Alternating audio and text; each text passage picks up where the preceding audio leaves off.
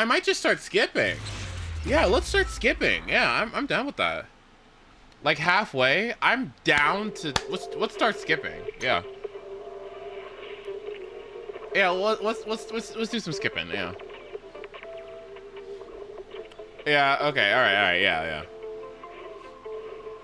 Yeah. Okay. So here's what I'll do. I'll finish 5.7, and then we'll work on 3.3, and then I'll stop. Sound good?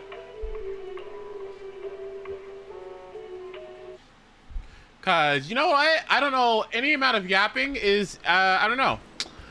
It's not gonna help you out. You know why? Cause I already love Cypher and I already love Hyacinth, so let's get a TLDR and call it a day. I'm already gonna get C4 Hyacinth and I'm gonna get at least C1 Cypher already, and I already have both their icons, so what's the point? You know, how could I love them even more than I already do? Like, you know what I mean? So we're done. Like that's it. Oh shit, I'm maxed out? Oh, because I bought my fucking coffee earlier, that's why. We have double discs tomorrow in Zenless Zone 0. So what I should do is, what the fuck? I have no ice chips? Okay. What I should do is, Alice Timefield, yeah, she gets her materials soon, and then Miss Timefield should be next week, correct? Okay, so Alice is next week. Right, Alice is next week. I'm prioritizing Alice over Yanagi. If I don't get Yanagi, honestly, it might just be a skip angle, which is unfortunate. I know, right? But, like, it might just be a skip angle. No, it's not. Well, okay, because I also have to see what's going on with Miss Trigger and Miss Evelyn, because I definitely need Evelyn, and I definitely need her Wenjin as well, because I'm not gonna make that mistake again. So I'll have to think about it. Like, who do I want more, Evelyn or Yanagi? You know, I can play Yanagi in your guys' accounts too, but she's so fucking funny. I don't know. I don't know. Don't finish 5.7. It's not voiced. I'll just go in Korean then. It's fine. I need the premium rooms, so I think I'm good. I'll do it. It's okay. I'm not crying. I'm not gagging. I'll be okay. Right? Yeah. That's what I'm thinking. Right? What are our thoughts on Yanagi? She's fun. She enables disorder, but doesn't Alice do the exact same thing? Not in the way that Yanagi does.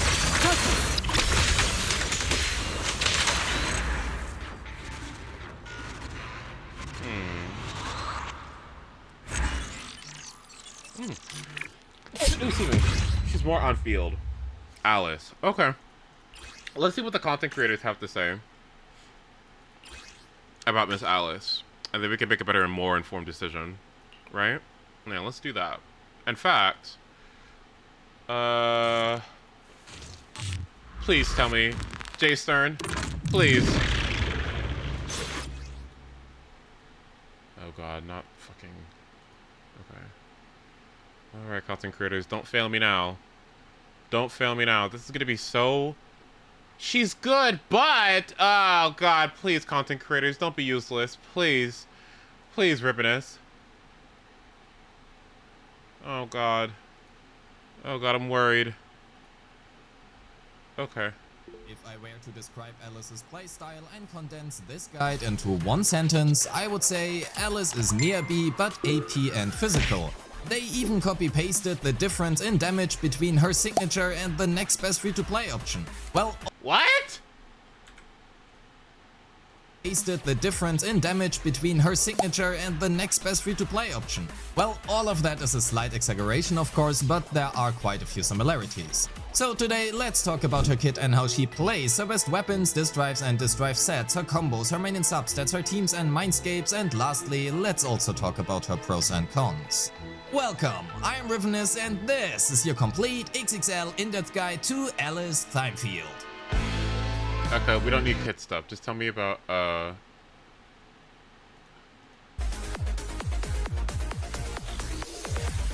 Before we head into the weapon section, I want to prepare you for what is to come and make sure you understand this, because framing damage calculations correctly is a very important thing, especially when money is involved. Given her personal damage, yes, her signature can be about as important for her as Miyabi's signature is to Miyabi. Funny, yet another similarity, huh? Anyway, to understand why that is, let's have a look at her weapon. It provides us with 30% attack, 60 flat combat anomaly mastery, and a 40% damage bonus. That anomaly mastery turns into anomaly proficiency for her, right? It also helps her get assaults faster. Assaults are the crux of her gameplay, and they help her get blade etiquette faster. Damage bonus is really nice, and attack percent is obviously really good. So in all facets, it buffs everything about her kit, especially as an anomaly agent, it helps her build up. So why is it so good? This in itself is already very good, but with Alice converting her excess anomaly mastery after 140 into anomaly proficiency, this gives us a free 96 AP on top as well. 96 AP. That's more than a main stat.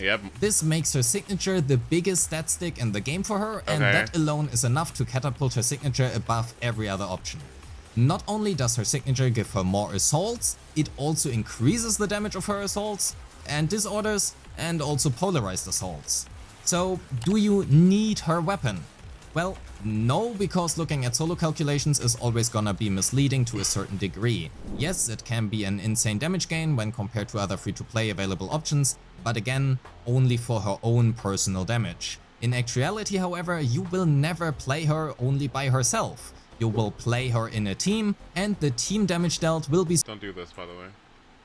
Her only by— Don't have a full anomaly bar. He admits himself. For her he own admits personal himself that he's damage. not like in actuality, super good as however, endless, you but will you don't never play. Don't ult this. This is bad. Don't ult this. You should proc the assault or proc the anomaly, and then press the ult button. All right, I need everybody to do that. All right, never press ult here. Let this go off, and then press ult. Play her only by herself. You will play her in a team, and the team damage dealt will be split between the 3 characters in the team you play. And as a rule of thumb, she will generally contribute somewhere around 40 to 50% of the team's total damage. And that simply diminishes the actual impact your choice of weapon on her has. That is also why actual in-game tests rarely, if ever, reflect the difference shown in solo calculations. So even though I will show you her personal damage difference during the weapon section, because after all this is about Alice, I will also give you some team calculation at the end so you can understand the actual impact your weapon choice has. And spoilers, it is about 10% less team damage, which means if you were to score 50k with her signature, you are now looking at 45k instead when using a free-to-play weapon. That said, let's have a look at her weapons, and let's also catch some skippers. This is probably gonna be nice. Hey, it's you, the person who skipped right to the weapon calculations. Welcome back. I hope you enjoy for what is to come. If you would like to access the results of my calculations before these videos are released, because you care about them apparently, go and check out my Patreon, a link is in the description. Anyways, let's talk about her weapons. Going off her personal damage while factoring in the buffs from both Vivian and Yuzur, her best free-to-play option is Weeping Gemini, and due to the huge amount of fast and frequent assaults Alice's provide, we can expect a near 100% uptime. If you have either Fusion Compiler or Sharpened Stinger, those two however are better choices, and they can perform at their maximum capacity as well. Every other choice, however, looks even worse than Miyabi's weapon choices, so yeah. What? I have an R3 Fusion Compiler. Oh, that's not even really that bad at all. Oh shit, that weapon scales hard. Oh my god, look at that damage. Oh my goodness. Wow. As a quick side note on Fusion Compiler, while usually her dodge counter is the better choice for dodging, when playing with Fusion Compiler you might want to consider actually using her special to dodge instead. Yep, that's what I'm gonna do. Simply for uptime reasons. Yep, that's what I'm doing. But as already mentioned before, weapon options and actual team damage gain differ when in a team setting, so here are some more weapon calculations in 2 different teams against 2 different bosses. If you have Jane's signature weapon, it is a great choice for Alice as well, especially since her special and EX special can trigger perfect dodge and hence maintain a good uptime. Nice. Because of that, Fusion Compiler is the next best option as well, with Weeping coming in 3rd place. Yes, God Compiler. Okay, this one should be obvious. As for her disc drive sets, a 4-piece Fanged Metal is her best choice, but a 4-piece Hormone Punk or Freedom Blues will work as well. Puffer. While the Wow. difference is quite noticeable for her personal damage, way. when looking at it in a team context, it just becomes less impactful. I would however always recommend Fanged Metal over any other choice. As for her 2-piece options, either Puffer Electro, Phaethon's Melody, Freedom Blues or Astral Voice will all do their job. Let's also talk a little bit on whether Puffer Electro or Phaethon's Melody is the better 2-piece choice, because it will largely depend on either who Yuzua allocates her build up to, as well as the matchup you are playing against. While Phaethon's is slightly ahead of Puffer against non-physical teams, it becomes slightly worse against physical weak matchups and a 2-piece Puffer That wins makes out. sense. And the same can be said within a Yanagi team, except it will largely depend on who Yuzua allocates her build up towards. With Yuzua tuned to Electric Anomaly, a 2-piece Phaethon's comes out ahead just slightly, but when tuned towards Physical Anomaly, Puffer Electro is now the better choice. Okay. This also applies when Yuzua is not on the team, as Puffer is only the better choice with Yuzua on the team, so as a rule of thumb, Phaethon's Melody is overall the safer choice and it will work great in all teams. And lastly, as per usual, because the actual damage difference is pretty small, choose whatever has better substats. Main and substats. It should be what? Anomaly Proficiency AP attack. Yeah. in slot 4, Pen Ratio in slot 5 and Anomaly Mastery in slot 6 That's are it. her best choices, but physical damage in slot 5 works as well. I would not necessarily recommend attack percent in slot 4 or 5 given a roughly similar substat distribution, but if you have massively better substats on those, well, go for it. Anomaly Mastery in slot 6 is by far her best choice and there are no real other alternatives, which again is due to her additional ability. As a small note on Pen Ratio in slot 5, because some deadly assault buffs give Death Shred and honestly quite a lot, Pen Ratio can be a worse choice than physical damage if this is the case specifically. The same applies on when you are playing, for example, with Nicole. In a team context, however, this does not really change, but the overall numbers just look less bad. Yeah. Pause if you need to. It's probably As not for her that big of a deal. substats, focus on Anomaly Proficiency and attack percent first and foremost, then flat attack and flat pen. While crit values become better at Mindscape 6, they are generally not really desirable. And speaking of which, Okay, here we go. Oh, here we go. unfortunately her Mindscapes are just not that good. But that's better But that's for the wallet, okay. I suppose, That's looking at okay. her weapon. Yeah. Anyway, her Mindscape 1 refunds 25 Blade Etiquette whenever she triggers a That seems Polarized good. Assault, which essentially leads to 1 additional charge basic attack level 3 per fight. In addition, she will also provide a 20% death shred to the team. Her Mindscape 2 now allows her ultimate to trigger Polarized Assault as well and grants the entire team 15% assault damage as well as a 15% Oh, that's disorder big. damage bonus Wow. for assault disorders. Lastly, she also gains 1000 decibels when entering combat, which may or may not result in an additional ultimate and hence Polarized Assault. This also scales nicely with her M1. Her M3, M4 and M5 all exist, and although her M4 becomes better when played against non-physical weak enemies such as Pompey, it is overall not that great. And lastly, I don't really know what Are they you wanted to fucking cook kidding me? with her M6, but they kind Riv, are you kidding me? Can somebody tell me how many weak, physical weak enemies we have in Deadly Assault? Anyone? Does anyone know the number of physical weak enemies we have in Zenless Zone Zero and Deadly Assault? It's 1. it's 1. This Mindscape is low-key better when you think about the fact that, like, there's no physical weak content. Yeah, let's get some physical shred around here. Hell yeah. failed. While this Mindscape essentially allows her to deal an additional hit of 3300% of her Anomaly Proficiency every second, and this is also a guaranteed critical hit, we would need to now build crit damage on her to actually have this matter, which would just lower her assault damage in exchange. So, sounds cool, also is cool, but doesn't really have the impact it should have. That also means get her weapon over any Mindscapes, and for the Mindscapes, M2 is a good stopping point. Onto her teams. Oh dear God. While Alice certainly has some teams, I found Vivian to be by far her best partner, and so is Yuzua. But regardless of her teams, if you don't have Yuzua or she is occupied in your newly formed Mono Eyes Miyabi team, Astra, Nicole or Lucy will do their job. with there being exactly one physical weak deadly assault boss as of right now, and that boss being not only also weak to ether, but also has a 40% fire resistance, Vivian becomes by far the best choice here. When playing with Yuzua, whether or not you quick assist into Vivian or Alice does not really matter too much in practice, but there are a few nuances.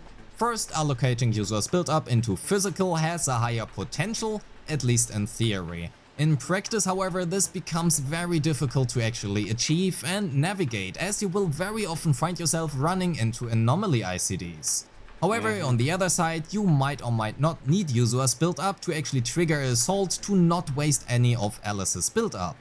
And while I did achieve my highest score with Yuzua building up physical anomaly, the actual difference compared to Yuzua building up ether is honestly not that noticeable. Because of this, I found quick assisting into Vivian more comfortable and easier to play, as it also helps out with feather stack generation regardless of the matchup. As for the Bangbu in this team, it's Robin. No, not that one, stop singing. Yeah, that one. Alice Yanagi is a very nice team as well and plays very smoothly overall. While Alice does slightly diminish the 250% disorder MV increase from Yanagi, Yanagi essentially works the same way in this team as she does in Miyabi teams. She funnels 30 blade etiquette to Alice for every disorder, and that simply just adds up. I got a score of around 48,000 against the Butcher while messing up quite a bit, and he is not even fizz sweep. Oh, and also this was a run with a 4-piece fanged metal on Yanagi. Would I recommend it over Chaos Jazz? Well, no, you are wasting 30 anomaly proficiency from the missing 2-piece after all. Does it work if you have nothing better available? Sure, but Freedom Blues is another option if your Yuzua builds up electric anomaly. Anyway, fun team, would recommend. Alice Bernice is another option, but unfortunately the Fiend has a 40% fire resistance, so this team works best against Pompeii or Butcher. Pompeii because fire weakness, and Butcher because of his Butcher. really strong anomaly buffs. I don't really have much more to say here, it is a good team, but a little bit hindered by weakness matching. Although this team scored the lowest for me, it felt surprisingly smooth. Would I recommend Grace over Yanagi? Hell no, but if you don't have Yanagi and have your Grace benched, or you simply like Grace, it for sure is a good option. Shut up, bitch. Nothing more to say here. Lastly, a wheelchair team of Yuzua and Astra works well, although it felt kinda awkward to play as it required 10 million swaps to get to Astra somehow, because of 100 quick assists being triggered every half second. A slight annoyance if you would like to use Astra's ultimate, but other than occupying both premium supports for a worse result than just playing Vivian instead, the team is an option, and so is Nicole as well. Alright, well. So, how do I say this? If you have Jane or Piper and you cannot get Alice weapon, she is much closer to a side grade rather than an upgrade. She just is that reliant on her weapon. Her mindscapes are okay for her M1 and M2, but otherwise not great. She is very fun to play however, and also very similar to Miyabi in many ways. So if you enjoy Miyabi, you will enjoy Alice as well. Her best team is limited to Vivian due to the new boss just chilling physical ether and being hard resistant to fire. If you don't have Vivian however, Bernice and more so Yanagi become her next best options, but they are not that great into Alice's best matchups. Her investment is relatively cheap compared to attack and rapture units, but also more on the expensive side when compared to anomaly units. On the pro side however, she also has many possible set options, isn't too stingy on her slot 5 main stats either, and lastly she has also a shitload of iframes which makes her pretty easy to play, although she can sometimes feel a little bit clunky due to anomaly ICDs and how her anomaly application is distributed throughout her kit. Hence, this is a little bit off topic, but I personally would recommend to actually tune Yuzua and have her apply the physical anomaly.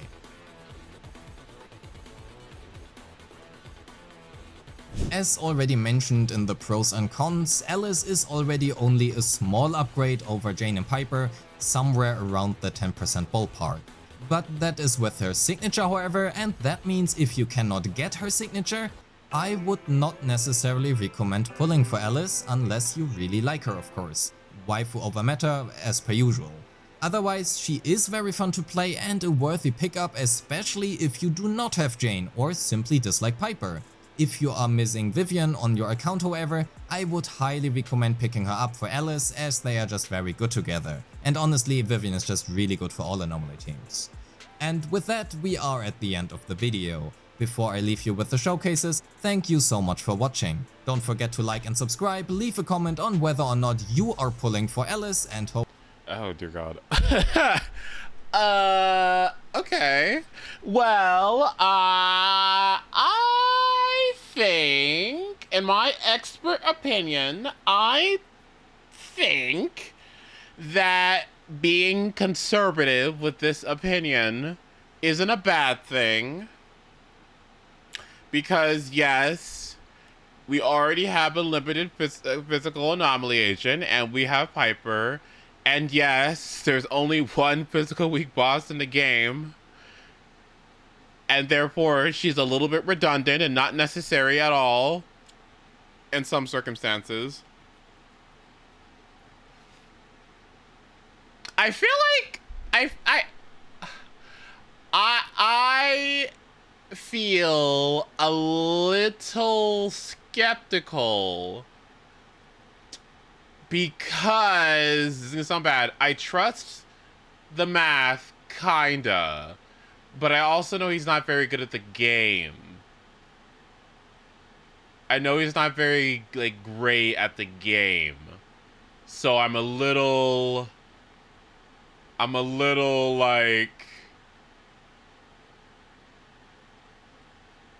concerned. Like, he didn't mention Miyabi, but I guess that wouldn't really work too.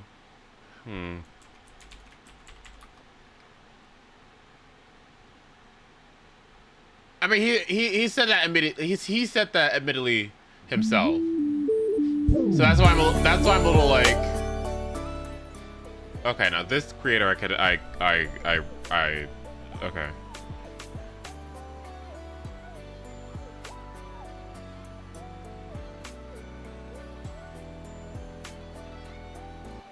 If they add physical weak enemies in the future, then we have an answer for that. Piper.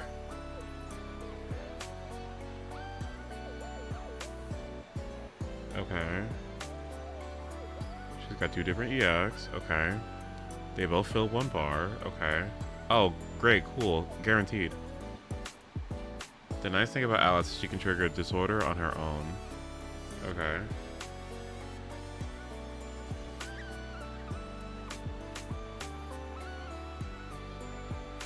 Okay, that's neat. Aside from that, she plays like a typical anomaly agent. Yeah?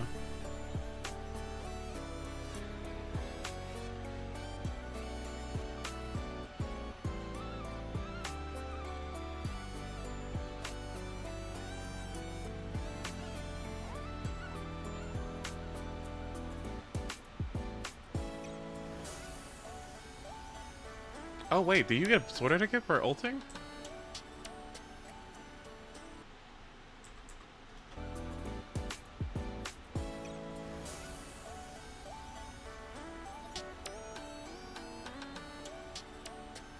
Fascinating. Okay, so that's 1. These are the teams I'll be testing. Is Miyabi here? No, probably not. Oh wait, there she is. Okay.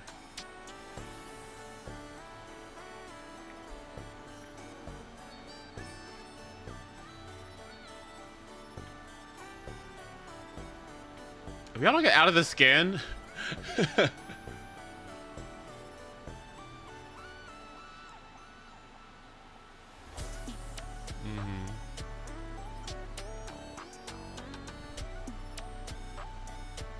Yanagi. Well, I mean, yeah, like, but this is 1 boss. Like, no.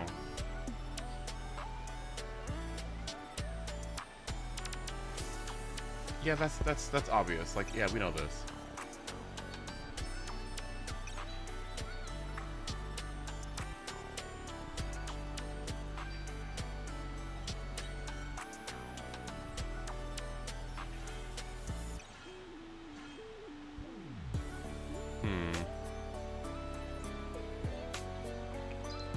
Oh, she needs to proc that anomaly like now. Okay, good.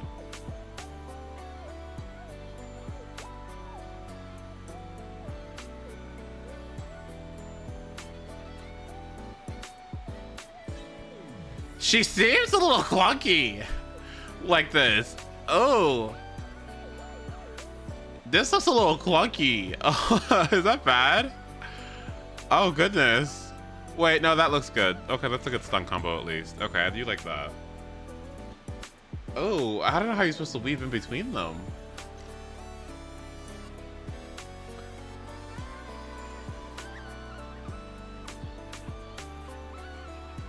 I think I'd play Astra for this.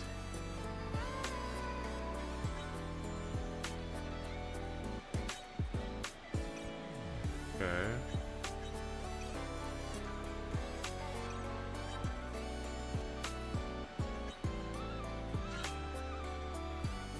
Okay, this doesn't look too bad. Okay, but when do you switch back in?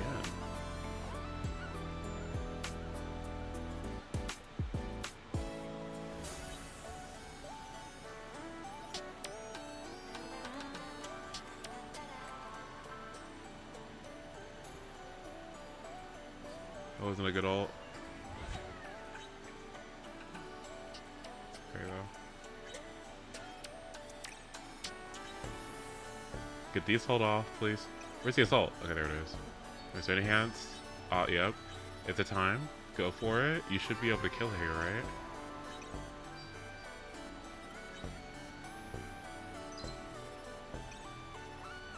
There you go. Nice.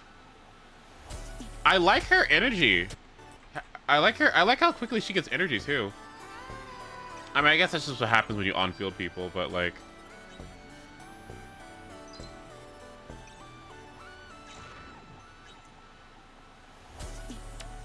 People aren't playing her like I thought they were gonna play her. Nobody's using her EX to dodge anything. I kind of fucking hate it.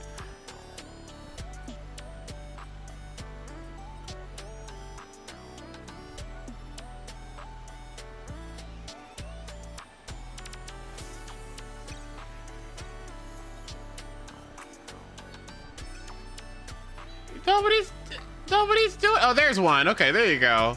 All right.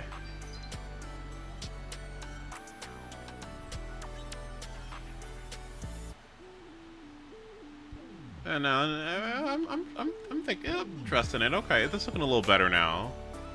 Okay, good disorder. Now she needs to get that off. Okay, this is correct. Yeah, she needs to switch into Yanagi, then she switches back into Trigger and then into Alice. Yep, I agree. Now you gotta use Yanagi because you have energy to spend.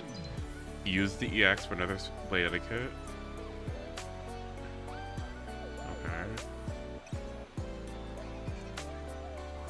That should proc it, right? Okay, that's another sword etiquette and blade etiquette. Okay, yeah. Then we get another one here in a second. We're proccing the assault. Okay, there it is. Here's an assault here, right? She could ult, yep. That's nice, good job. Okay, this one looks worse.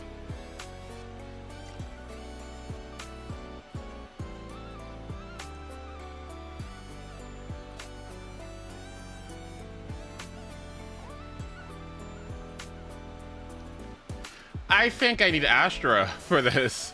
I need to be able to swap like more seamlessly. Oh my gosh. Like when you have two people that demand field time like this, I need to get them out like quickly, you know what I mean? But I guess that also gives downtime for Yanagi to get energy back up.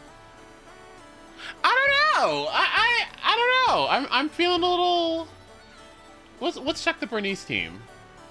I need to see the Bernice team. Yeah, because then you give her all the field time, so it doesn't feel. Ooh, that's weird.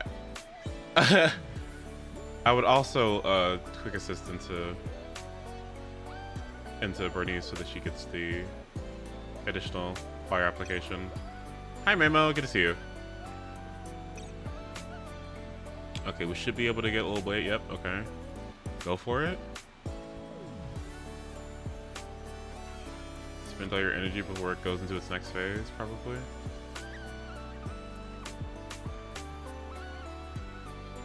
Wow, she gets a free blade etiquette from that. Okay, cool.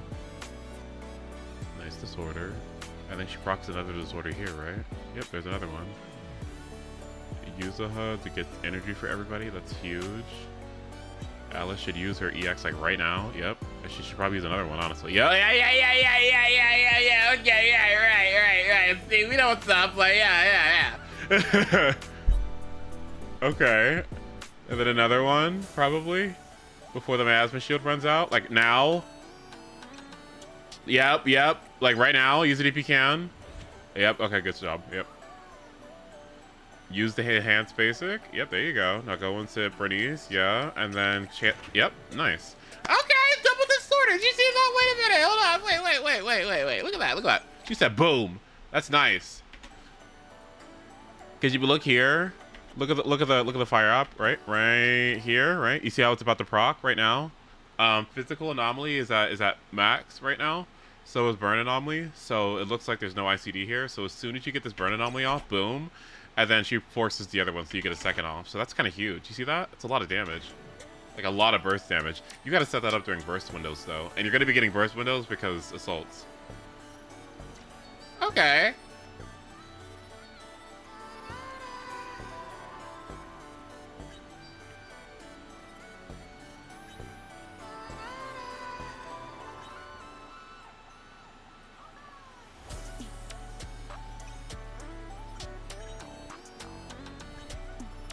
I just don't like when anomaly teams are too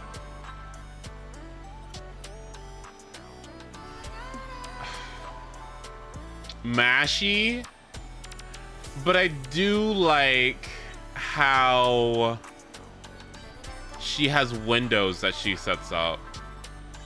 So that's really nice. Because what this is kind of looking like, I thought it would be a little bit more dodge focused, right? I'm seeing a lot of these EX is just being used just like whatever, right? I thought she was kind of like Yishuan a little bit, right? Where there would be more fencing, more like using that move specifically to dodge attacks and get a ton of Blake etiquette for it. I thought that would be kind of the center point of her gameplay, right? Which made it seem more interesting to me. But it looks like that's not necessarily the case. Should kill here in a second. Okay. It looks like she's just fucking playing the game. And just, you know. Yeah, it looks like, you know what it looks like to me? It looks like in some of these teams, she's just pressing A until she has energy, and then pressing E whenever she has energy. And then using the enhanced basic. It just seems like, what's the point of this then? Like, it just feels like Jane. What? That's why I'm curious, like. Maybe the way I'll play her then is a little bit more like how I play Yishuan. Because that seems a little bit more engaging.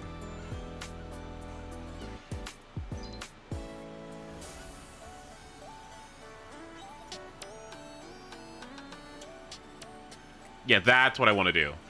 That looks good.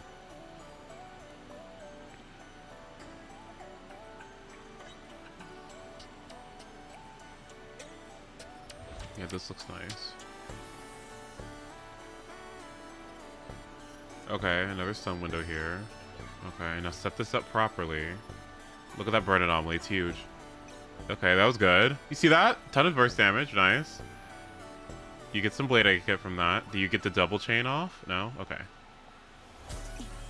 Okay. Go for that. Go into Bernice. And then you come back into Alice and you ult here, right?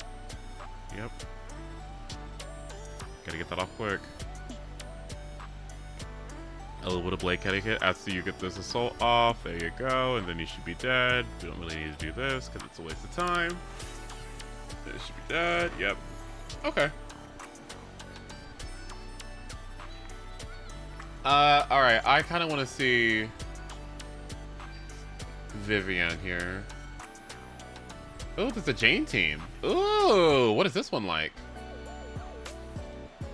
Yeah, this one looks fun. Hang on, let's take a look.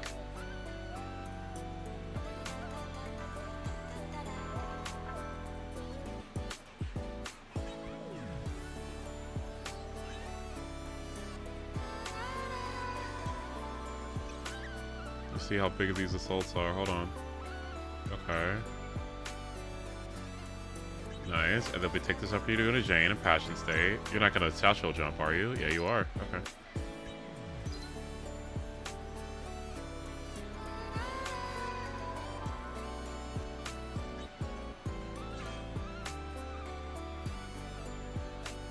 I would argue, like, I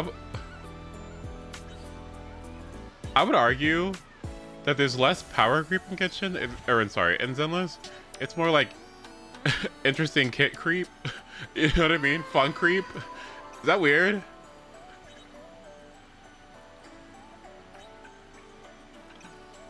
Like neat mechanics creep. You know what I mean? That like old characters, like as new things come out, you get your old characters that just don't have the cool take on combat and stuff. You get it? You get it? Like, my vape died. Okay, well, nice. Hold on, wait. This one's just worse, right?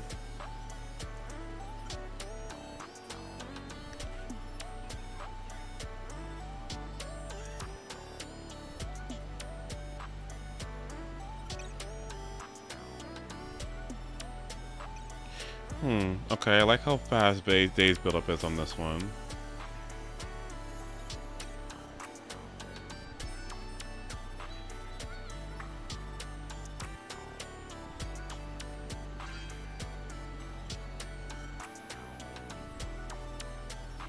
This is not Miyabi.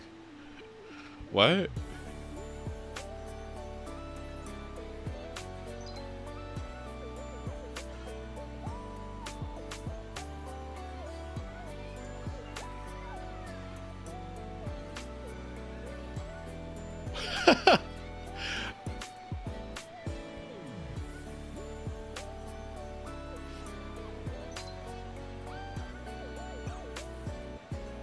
Gum? You could try that stuff.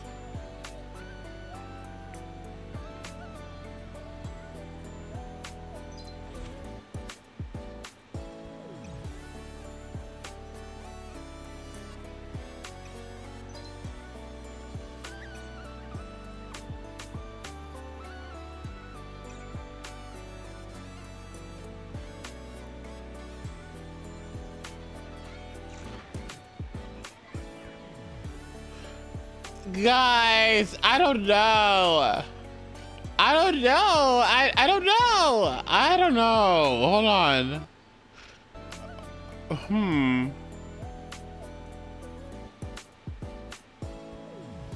I gotta try it out.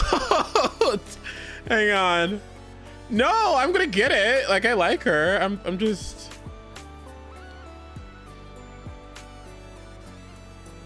Okay, this looks interesting. All right, wait, hold on, wait. Did we get Vivian here?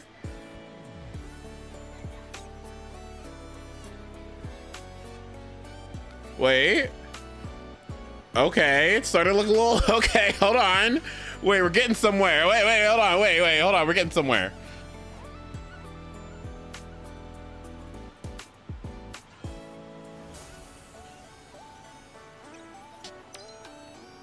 We're getting a little bit more team playering this time. Okay, hold on. Okay, wait, okay, hold on, wait. Okay, hold on.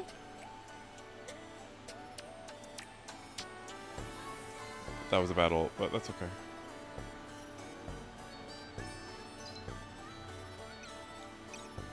Okay. Here you go. Okay, get the blade etiquette. Now proc it. There you go. Oh, it just died. Okay.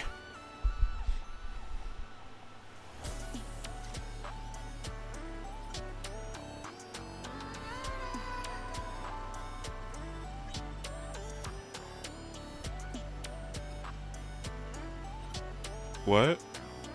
Me? I mean, these videos are long.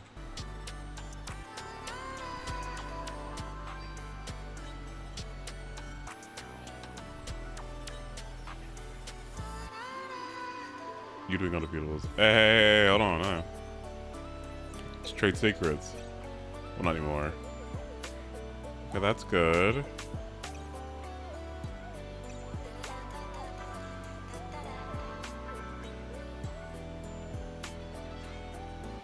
Okay, this looks a little better. Okay, I like this. It'll be old here. No, we use EXs, don't we? We use Vivian's EX here as well. Yep, okay, good job. And now we all, okay. Yeah, this person's solid. You probably want to use that now, right? I wouldn't have used Vivian's ult here. Look at that, look at that. Look at the anomaly bar, it's too big. A lot of Vivian players make this mistake for some reason. Y'all like ulting so... Like right here, look at that. You see all that anomaly here? Like you see all that physical anomaly right here? Don't ult this. Proc that, listen bitch. Proc that fucking... You better proc that corruption and then use this. Hold on.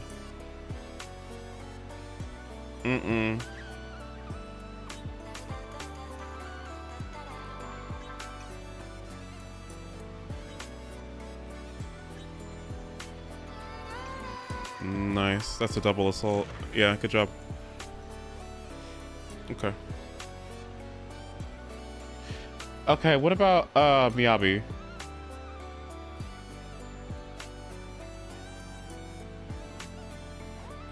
Okay, let's check it out. I'm concerned about this one. I want to see what this is like.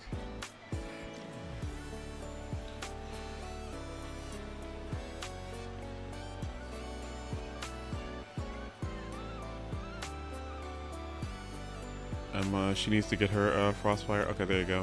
Get the enhanced basic off. These two sound like so much fun together.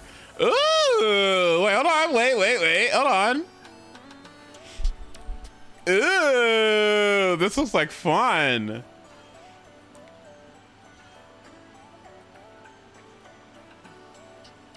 Wait, what the fuck? Why did you not use blade etiquette here? No. You're doing it wrong. No, look at her. No. You're struggling to clear under a minute because you're playing it wrong. No, we should have used blade etiquette here. Oh, well, that's okay. Because we would have gotten more blade etiquette back as a refund. But that's okay. Alas, we use Miyabi ult here. That's correct. Yep, and then we get enhanced basic off.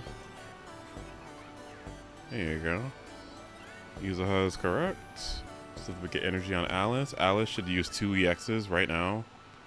Like, right now. There's 1. There's 2. Okay, good job. You definitely want to get this enhanced basic off. And then we want to get Miyabi's as well. And then we can have Yuzuha maybe proc the chain. Oh, wow. Really? No chains? Okay.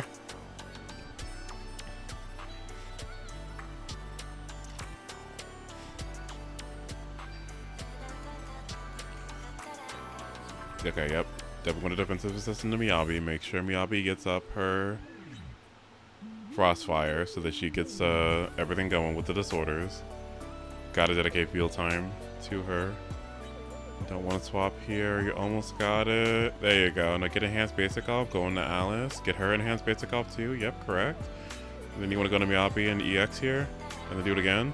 Yep. And then enhanced basic. Yep. Go into Alice. Use her enhanced basic. Use another one. Smart. Okay. Go into Alice. Use hers after you got Miyabi's here. Almost there. There we're gonna do it. What's she gonna do? Are you gonna do it? Okay. This isn't good. She already has. Look, you see the top right corner? You see this up here? She already has. There's already Frostfire here. Frost. So we need to apply Alice ASAP. So this is just doing nothing, basically, what we're doing. If they're proccing Anomaly here, on Frost on here, then that's bad.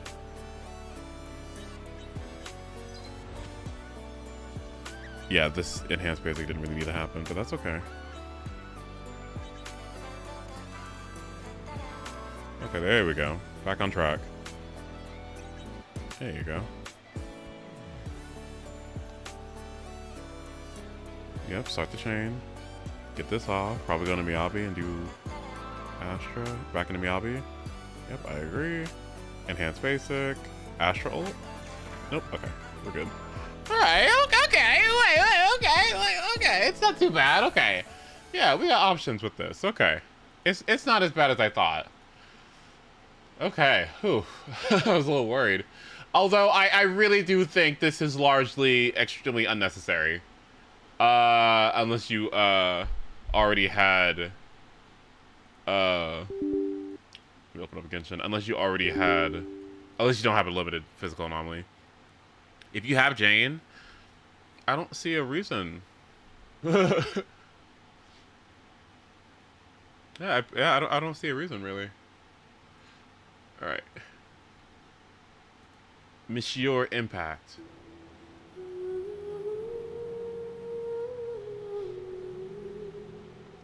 Unless you like her. I'm also concerned too because with Seed and with Orpheus coming up, how much Anomaly Week content are we really going to be getting? Are they just going to release Alice and go like, hey Alice, here's like 2 physical weak enemies, and then go like, ugh, finally. And then we can move on to something else? Is that what's going to happen?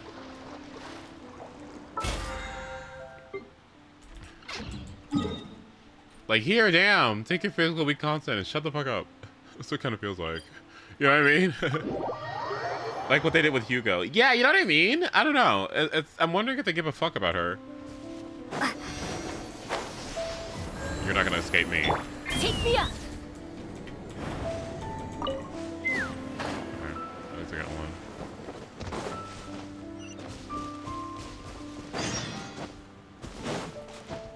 I kind of wish they went down the supportive route with Miss Alice.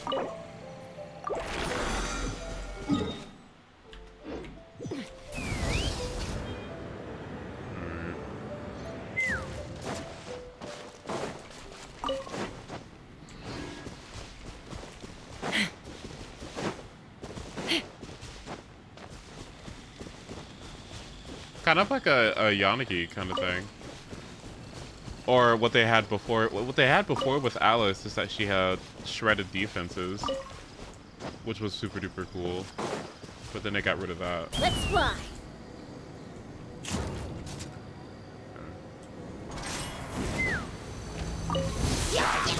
A little ambiance. Calamity or Fab for Emily? Oh, good question. It depends on if you care about bursting or not. And what her purpose is on the team. Generally, she's like a really good Fabber. Bursting on her is pretty nice.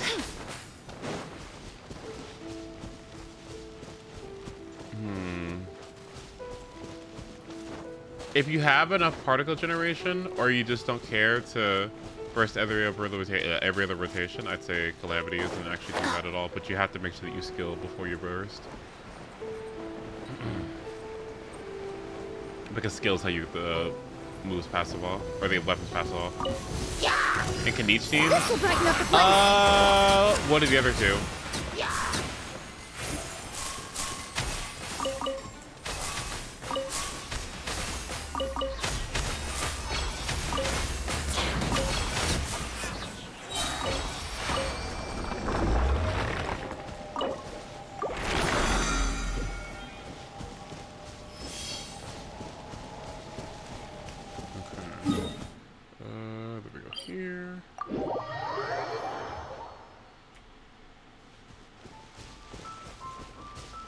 Neutralize. Oops. Benny and Shanglang. Ooh. Ooh. Well, you don't necessarily need Shangling's pyro application that bad, because there's nothing that should interrupt it.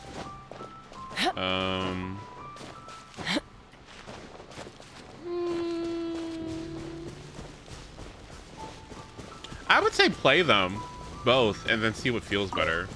I think that obviously Fab is going to feel better because it always feels better to first, right? But I would highly recommend that you just try them both to see like which you vibe with a little bit more. Fresh and floral.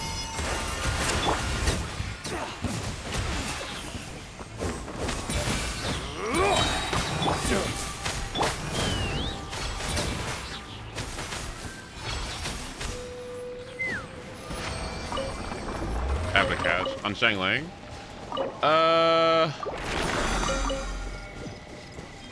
Well, if you're getting enough energy to burst with Shangling, and Shangling's on Deepwood, she must be on Deepwood, and not Instance, or not Team.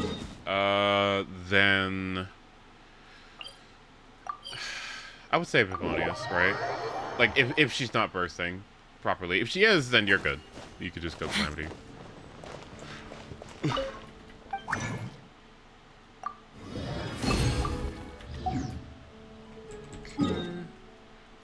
Last thing I need to do, let me make sure.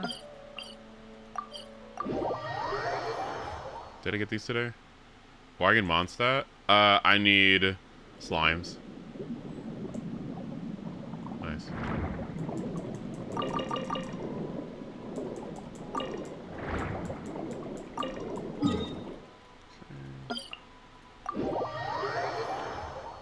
She needs Deepwood? Shangling, yeah. Otherwise, she's just, her personal damage isn't really gonna, like, do anything. On that kind of team. Like, she's not reacting to anything. She's snapshotting Bennett's buff, but yeah, she's kind of just sitting there and not doing anything besides really applying a bunch of pyro, which is kind of not necessarily needed, because if Bennett does that with, like, one skill or one of his bursts, then Shangling's power application isn't necessarily doing anything.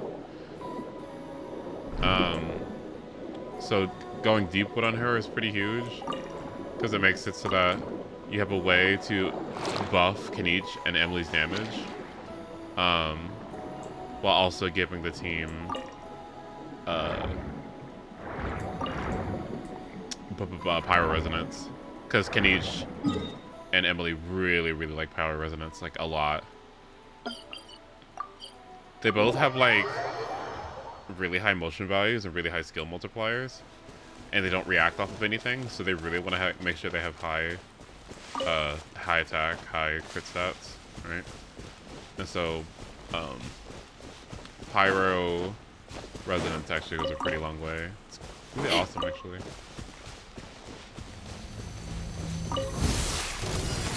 Hold on to your hats. A little ambiance. I need about 200 AR run. On Shangling, it depends on how many Bennett bursts you get off, but yeah. Ha! Open fire!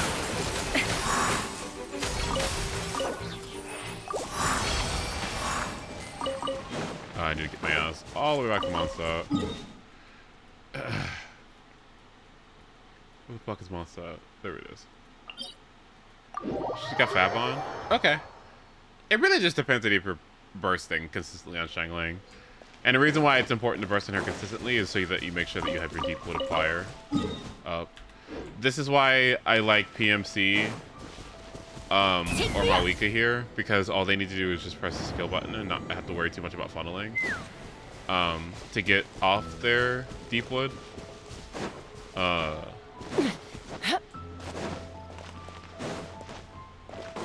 again, it's totally fine if Shangling has enough energy. It just depends on how it feels. How it feels to you.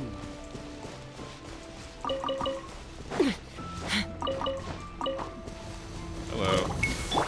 This'll brighten up the place.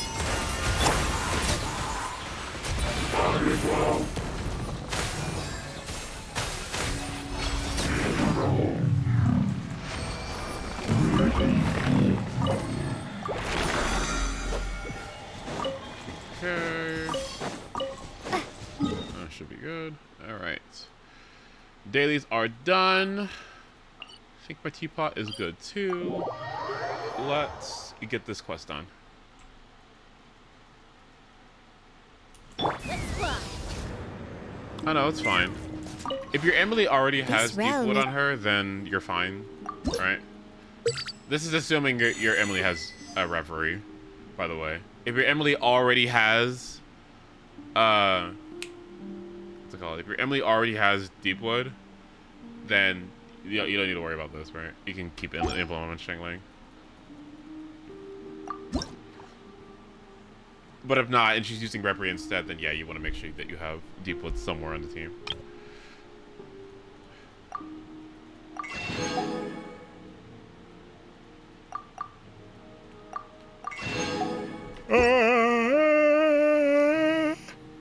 Would Deepwood be better for Emily? Any questions about Deepwood Emily is really not that much worse than Reverie Emily. It's only about a 3%-ish difference, which is really not that much. So it depends on how good your substats are. If you have really good substats on your Deepwood pieces, then you could just go Deepwood instead, and then Xiangling can go Emblem, she can go Noblesse. That works. If you have a really good Breviary set, then you would have to put Deepwood on Xiangling. And Bennett has to go. Bennett has to go Noblesse. Yeah. And also, with Xiangling as the last slot, this is why people like consider Dia as an option, right?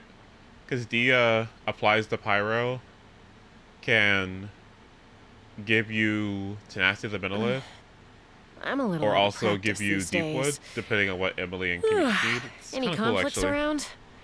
I'm in the mood for some peacemaking.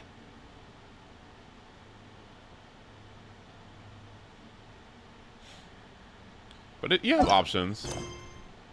You have a lot of options, and all of them are going to just be at the very least like good, because you already have like Team 4 going on. Bennett with Kenichi and Emily. Empire Resonance.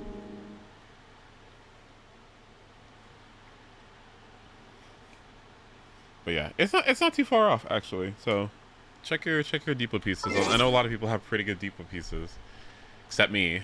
But if they're good, then yeah, don't worry about it.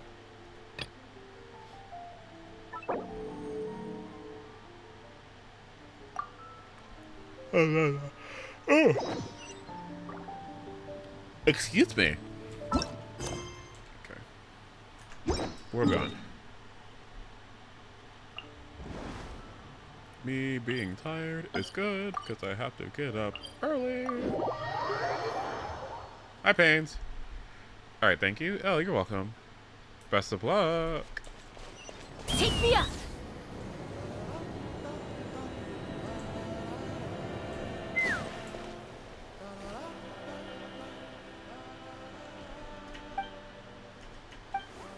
What the fuck is this? Is this a world quest? What in the world? What the fuck is this?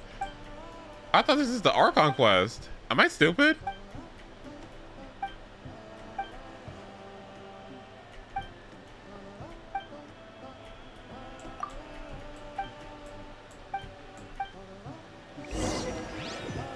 Oh.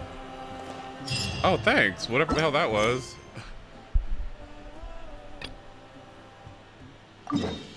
I was like, okie dokie. Kanga's gone. Oh no, that's Pig. That's my big fat ass pig. Let's fly! Oh, you're back! How did it go? Find anything?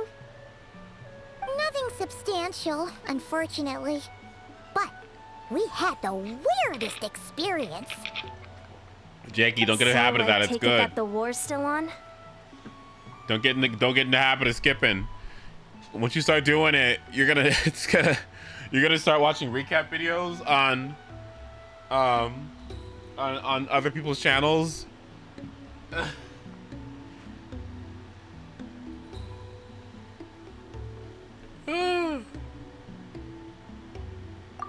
That's okay. I just wasn't sure, because things seemed to be at a standstill while you were gone. Okay. The Abyss Order hasn't attacked us, and since we don't know what they're planning, we haven't made a move either. In a word, it's a stalemate. Oh, The guards have been keeping watch around the clock, Don't worry about it. but for everyone else, you wouldn't even know we're at war. Huh. Really makes you wonder what the Abyss Order's thinking. I was wondering, Traveler, if you have the time, could you go and pay a visit to the guards? I am a proponent of. I think Zenless is good at it, right? Zenless has good starts to stories, right? I think I think Genshin gives you things that kind of like pay off later, or little small nods to stuff at the start that they kind of loop around back to at the end of quests. I think Genshin's really good at that, like looping back to where you started, or looping back to a theme that was present when you first were introduced to the story element or whatever, or whoever you're talking to or whatever. I think Genshin is really good at doing that, right? But I think both it and Star Rail just have really, really, really wordy beginnings that feel either they're over-explaining or too ambiguous. Just something about it just feels like I just want to rush until something happens. You know what I mean? Uneventful, maybe? Like padding for time until something inevitably, like, unexpected pops up that actually starts, like, the main plot that they're trying to go for in whatever quest you're doing. I don't know, it's... yeah. And HSR has good payoff at the end, but again, it's just beginning, middle that just... it's slogfest, especially middle, I feel like, in HSR. Middle in HSR is cutscene and back and forth and talking and standing and blah and go to A to B, and it's just blah. But the payoff is nice. They've been working a pretty demanding schedule. I was gonna go see them myself, but I'm sure they'd appreciate a visit from the greatest hero of our time. Oh, I got you. But you're a great hero too, Yan-san. Great. Thanks, you two.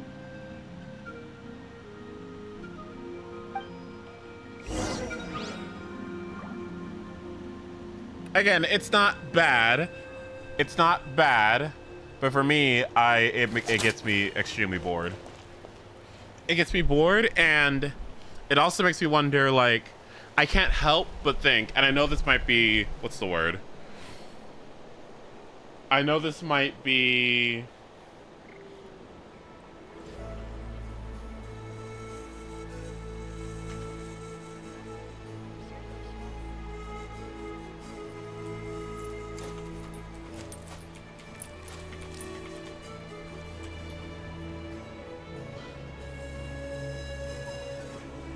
pessimistic.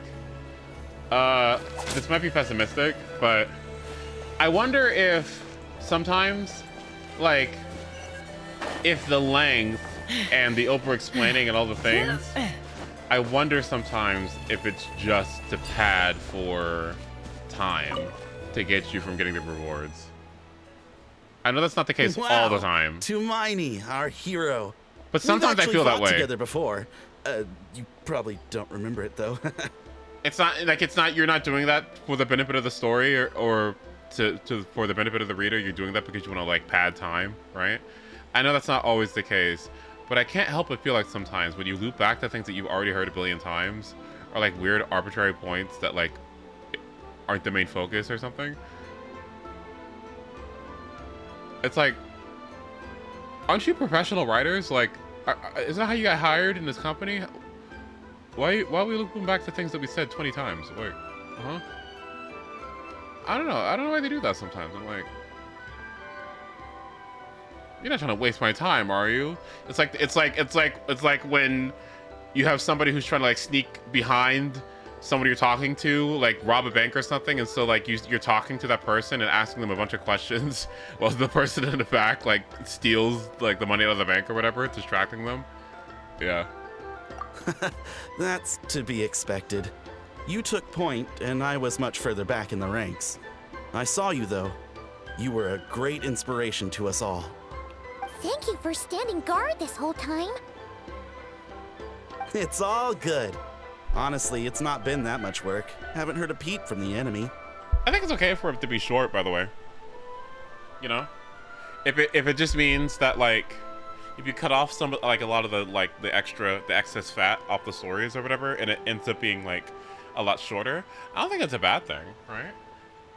I think that's more respectful to people's time. I think that helps people get engaged. I think it solidifies what exactly is the most important thing that the reader should be paying attention to. If you throw a billion ideas and a billion things at people and, you know, kind of word soup them a little bit, I feel like you might get people that get confused or don't very clearly get the message that you're trying to convey. So even if it turns out that you have an idea for Amphoria, so like you have a little plot point or something, I think if it's like, you know, kind of short-ish, or there's not a lot there, you can trim it. Like, if it just happens to be short, that's not the end of the world, because at least I get it, you know, or at least I'm engaged, you know, at least I just don't want to skip it, you know? That's what I would say. I think it would stand to benefit the story otherwise, you know what I mean? And again, like, everyone has a different level of tolerance for this, so maybe it's just me, maybe other people have more tolerance for yapping. But with how, like, bland and stand-aroundy and not really a lot of action that the cutscenes tend to have, and the dialogue, I get a little, you know... Nothing that would indicate an impending attack. I've spotted a bunch of Abyss Order operatives, but they weren't acting hostile, just hanging around. Genshin's There were improved even in this. moments You're when right. they seemed I to be agree. meditating. At least, that's what it looked like to me. Maybe it's part of their religion or something. Nalan has been really, really good at this, by the way. Nalan has had fantastically paced stories that don't have too much yapping. Honestly, this whole version has been really, really, really good at it. I think some of the world quests can kind of drag on when you're going to new locations, but I think that's because they want to, like, help you expand upon that world. I think that yapping stands to, like, give you time to explore a whole area. Like, when I was going into Dragonland and it was taking forever to do a bunch of menial tasks, it was sort of like a method by which I could explore this giant area, you know what I mean? So it didn't feel as bad. So that was cool. I got chests along the way, I got primos along the way. It was nice. So it didn't feel like it was just wasting my fucking time, you know?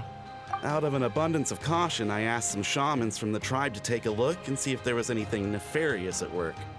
But they didn't sense anything untoward, so we just put it down to religious ceremony and left them to it.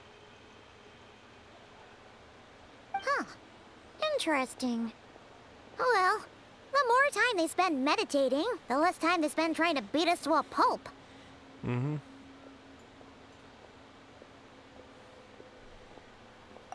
Well, the shamans didn't raise any concerns, so how bad could it be? As far as I'm concerned, so long as they don't pose an active threat, they can do all the cult worship activities they want. Besides, as soon as everything's in place and we're ready for an all-out offensive, there'll be no match for us. Huh. Sounds like morale is pretty high.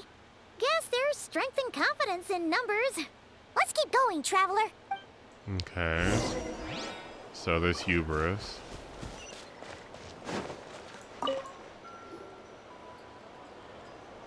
Huh? Is that too much? I wasn't. I'm so nervous. Hey, come on! You'd march to war without so much as blinking. What's so scary about a chat with a traveler, huh?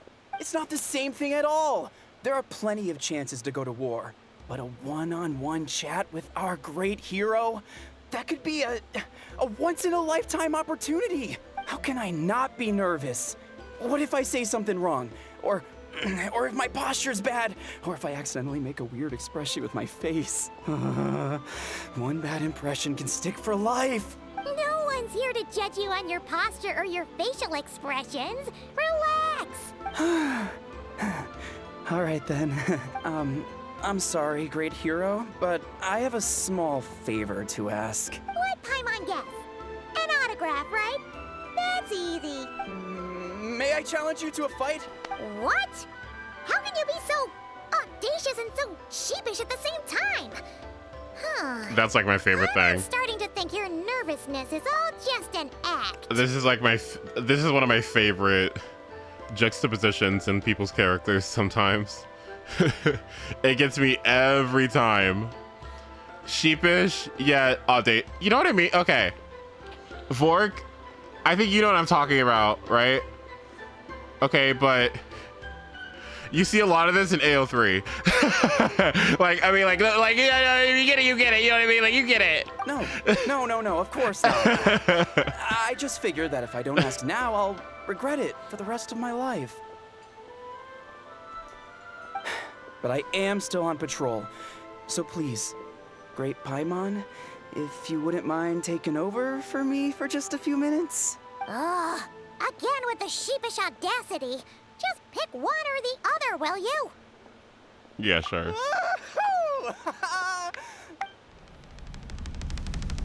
Are you gonna fight me? What is this?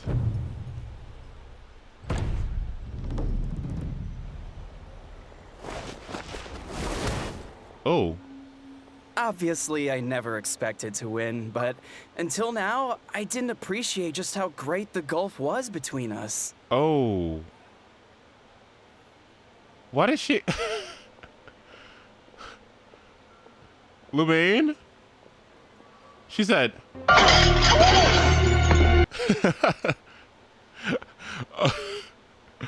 Lumine? I'll be bragging about the day I got to spar with Tumaini for the rest of my life. Today's really my lucky day. Oh, Paimon can't keep up with you. Your tone has changed all over again. Now you've had a spar with the Traveler. What? Oop. Well, some people connect through conversation, but we warriors bond by sparring. And now that I've had a bout with the hero, we're no longer strangers. Nothing to be nervous about anymore. Okay. Well, to each their own. But Paimon's still gonna stick to conversation. Not at all. We haven't spotted any new enemy movements. As Paimon expected, nothing here either. Let's do another lap and get back to Yan-san. You're back. So, did the guards find anything? Nothing No, much, sweetie, they're no. fine. Someone mentioned that the Abyss Order has been doing some kind of meditation or prayer, but apparently it seemed harmless. Paimon wants to lodge a complaint about one of the guards, though. His name's Kentaro.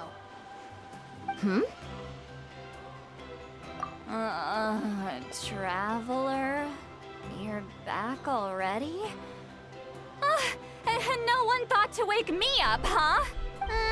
In fairness, you look pretty hungover. Can't imagine anyone wanting to wake you up in that state. I'll have you know I'm perfectly sober when I'm hungover. Okay. I'll admit that sounds strange at face value, but regardless, what I meant to say is, I heard something about the Abyss Order engaging in meditation. Yeah, that's right. Does it mean anything to you, Siglali? I sensed something strange in my dream. It was vague, but it seemed as if some noise had found its way into Natlan's ley lines. Y'all remember how they sabotaged her mic when she first came out? Oh, God. I was not happy. And it looks like we've had less of those S-ing issues. A little bit. But holy fuck, I was just livid. I was livid about that. I'm like, how many millions of dollars is it gonna fucking take for you people to get these fucking voices right? Okay, yeah, I know you have expensive technology. I know you know how to make some audio, mix some audio. You got the best sound team in the fucking world to make beautiful music. I know y'all know how to deal with audio. You better fix this shit, and they did. Thank God. And you better get your PR, your quality assurance team to listen to these lines and make sure they don't sound like dog shit. Okay, I know you got money. All right, review your goddamn work. Sick of that. I'm glad they stopped doing it too. Hard to say.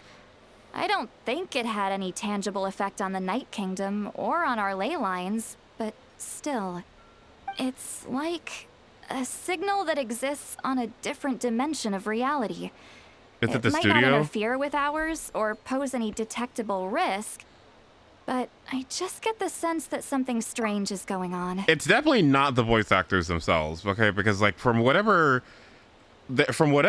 setting they're recording in, right? It is up to the audio engineers to ensure, any mixers to make sure that the audio that's being recorded is played back with accurate and good quality in game. So it's somebody's job to do that correctly. And for some reason in Genshin, like sometimes it's fine. I'd say the majority of the time it's fine.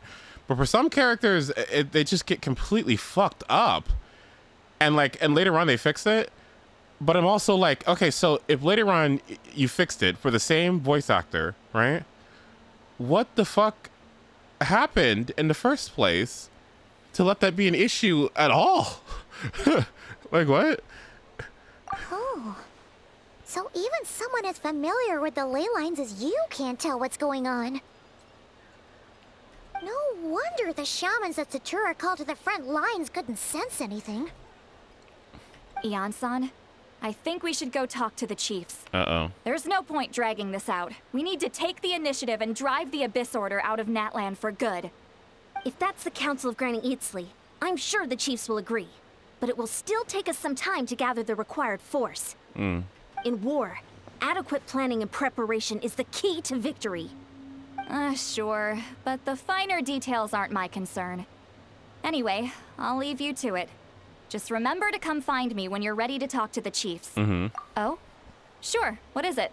I don't want to see that problem a single time in Darkrai. If they don't have that problem in Darkrai, well then we're getting somewhere, okay?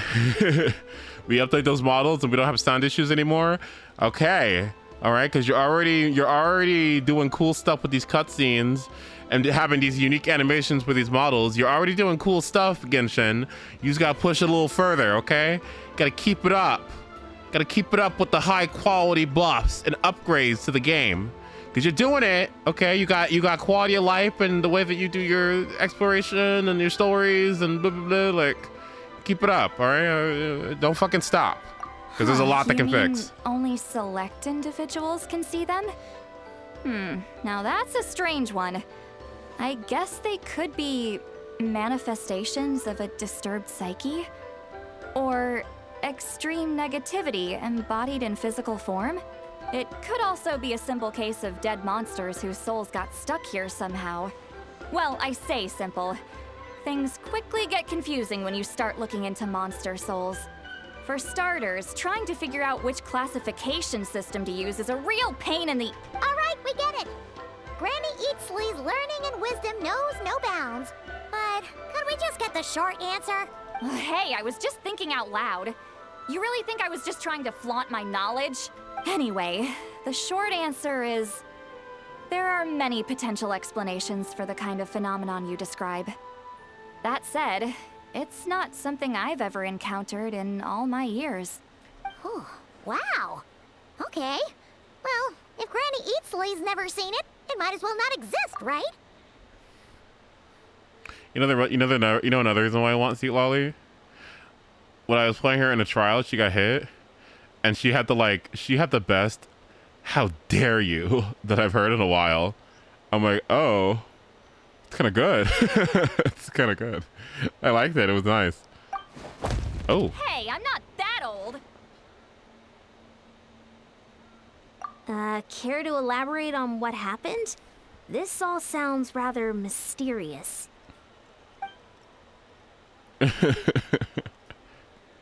Really? You had to hold her hand to see the monsters? That sounds a little contrived. Huh? That's the part that bothers you? Maybe the point is more that it requires direct physical contact, whether that be hand-holding or otherwise. But that's neither here nor there. What bothers me is, it sounds like she's convinced that your sibling, the leader of the Abyss Order, is a savior. Oh no, let me tell you, okay. See, Lolly is so interesting because the way they were marketing her at first was so awful. Like, what? I hated it so much. And then afterwards, like her demo came out and then like story stuff happened. And now she's like, extremely mellowed out and not fucking annoying anymore at all. And now I kind of like her. I didn't like it at first at all. I was not a fan. But over time, it got a lot better. So I don't know what they did, but yeah, she definitely has, her equilibrium has put her at somewhere that's higher than where she started out as. And pretty much above average to me. I think she's pretty great, actually. Great or good? I think she's good, very good. That really makes me question whose side this girl is on, and whether what she told you about her background is actually the truth. Sorry if that comes across as paranoid. It's just hard not to be suspicious of everything when we're in the middle of a war. Actually, Paimon feels like you make a fair point. Whoever this girl is, she sounds like bad news. Okay, well, you're clearly just jumping to conclusions. Well, I guess she was like, maybe this is the first character in a while that, oh, not a first character. Maybe, no. Okay, how can I say this? Maybe this was a character who had facets to her that were unappealing and maybe were intentionally unappealing, like the drunkenness, the sort of jadedness that she kind of has, the attitude, her being really angry and with people and all that stuff, right? Maybe even how she interacts with Traveler being kind of weird or whatever.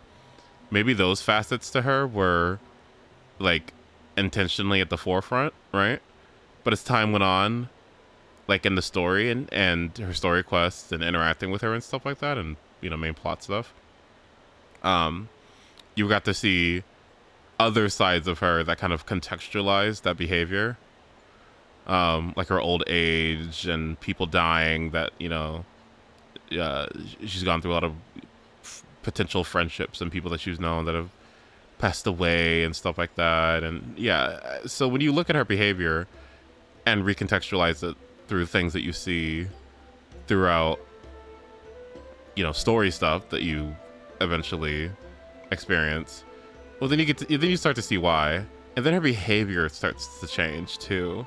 She becomes a lot less clingy and annoying, and I find that she doesn't drink as much, and I find even though she still has an attitude, she's not outright fucking screaming at people as much as she used to. You see softness from her, which is really nice as well. Vulnerability is really nice as well, especially when you got to share thoughts. So honestly, yeah, she's kind of premium. She's had a lot of time and attention, I think.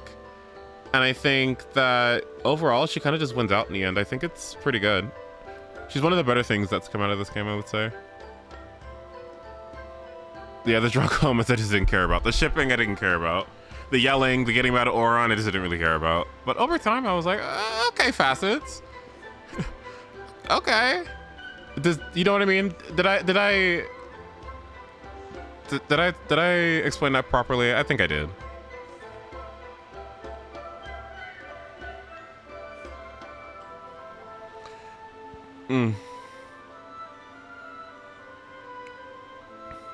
Oh, please don't even get me started on Firefly. Oh. Yeah, I think it's okay for her to have a crush on me. I think it's fine. I'm not gagging. I still think about the abuse towards Auron though. I still think about that. That is one of her big negatives. I won't like hold it against her and hate her for it. Although I will say that was a moment of hers that I'm not gonna. I think about it. I haven't forgotten about it. She was real. I know. Like it was, but yeah, it was a lot. It was a lot. Anyway. It's hard to know what to make of it. A young lady all by herself, lost in the middle of nowhere, sees monsters that no one else can, calls the leader of the Abyss Order her savior.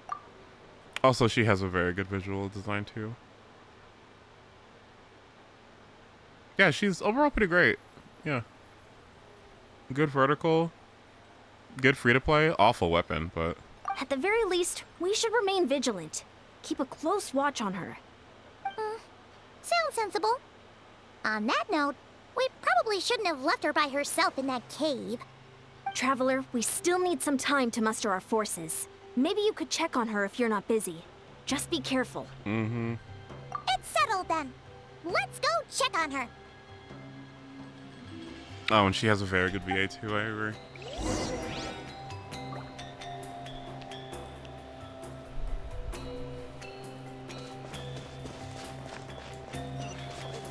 This is gonna be like a random shot.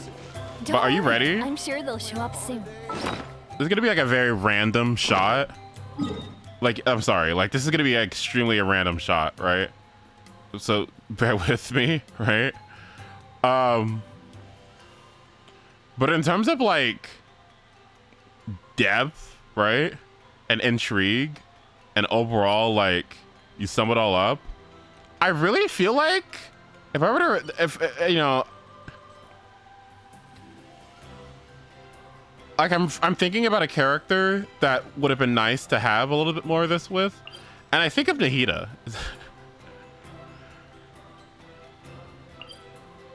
I like, you know, I might, you know,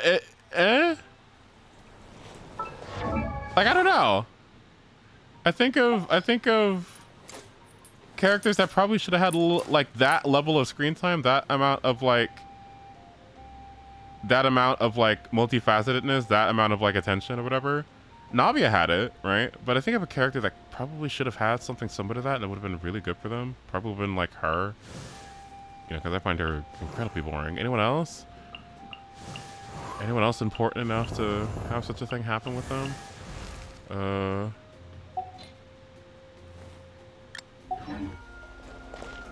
Well, okay, I guess when you have characters that are kind of surface level, that kind of just sit there, with the very, what's the word? Not characters that,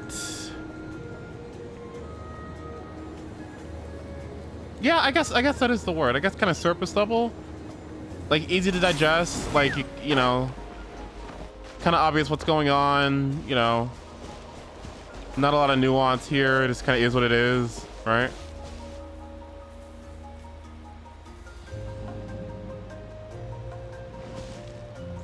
Maybe need a little bit more time with her a little bit. Kind of like what A got in her, in that event that we got. I would like that for Nahida. I think it'd be great. Let's fly.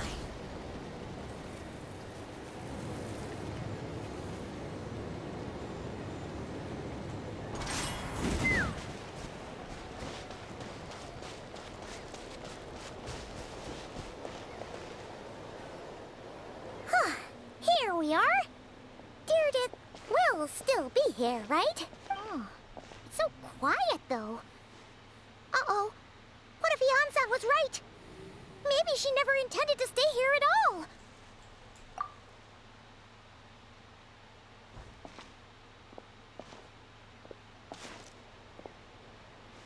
Traveler, watch out!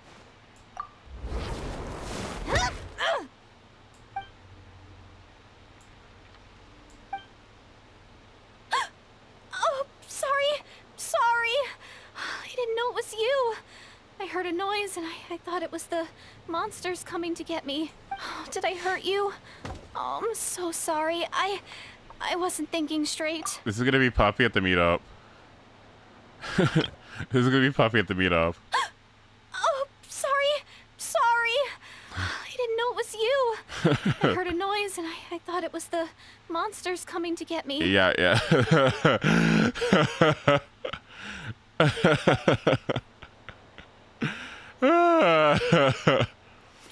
You know what this is? Hold on. It's the Tanner video of him walking at night. Chelsea, don't freak out. I think there's a man behind us. He's following us. Oh my god. Following us. It's just me, girl. Oh.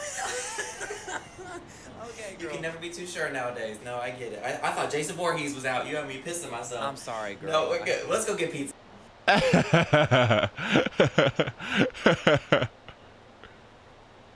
Phew. That was scary. Paimon thought we'd walked into a trap. Maybe we shouldn't have sneaked in without announcing it. Then you would have known we weren't monsters. To be honest, I've been really on edge since you left. I just have this constant feeling that any second, the monsters are gonna come back and get me. And it's not like I can run from them. There's also no way to cook here. It's good you got back when you did. Another hour and a half and you probably would have found me starved to death. Oh, you're getting on my nerves. That's weirdly precise. Though, it does explain why your attack on the Traveler was so weak. Wait, if you really thought you were gonna starve or get killed by monsters, why'd you promise that you'd be okay here on your own? I just didn't want to lose face in front of my hero. She already saved my life once. That's more than enough. I just don't want to come across as a constant burden. Huh. For someone on the brink of starvation, you're pretty preoccupied with your image. What's the real reason? What? That is the real reason. I'm kind of bearing my soul here, you know? Anyway, so, could you make me some food now?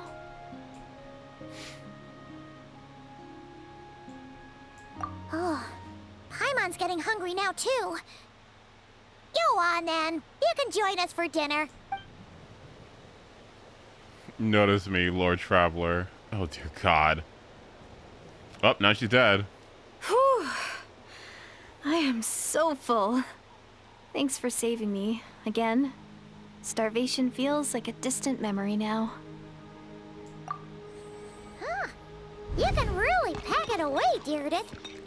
Guess that explains how you had the energy to make it this far. I tried so hard to hold back, but it looks like I still came across like a total glutton. Paimon didn't even realize how late it is. Hey, the night sky here is really pretty. Yeah, and it's all thanks to you both that I'm able to relax and enjoy it. I was cooped up in that cave the whole time you were gone. Now, I'm finally out. The air seems fresher, and the stars more beautiful than ever before. You weren't in there that long. When I was young, I used to lie on the roof of my house, gazing up at the stars. And often, my mind would drift to this question. Is this starry sky actually real? Why would she think that? What? But my grandma would tell me, the answer to that question doesn't really matter. Think of all the people in our village who spend their entire lives here, she'd say. To them, that little village is their whole world. And so, if it's our destiny to live beneath this sky all our lives, then whatever may or may not lie beyond, this is our world. And that sky is real to us. Paimon kinda gets you. But is it kind of like how journeying with the Traveler is everything to Paimon right now? I really treasured my world. For a really long time, the village was my everything. The houses, the scenery, stories I always loved to hear about the Savior, but I could never bring myself to agree with Grandma. Even if the village was my entire world, I still had to know what lay outside its borders. Yeah! Go you! So, I finally ventured out and set off on my journey to find the Savior. I'm going to make my world bigger, one step at a time. And I'm not going to stop until I've seen what's beyond the stars. Maybe then, I'll finally get an answer to the question I had as a child. Who knows? Maybe one day, I'll be sitting and chatting just like we are now, but with someone from another world. Yeah, one day. Oh, if only we could tell her.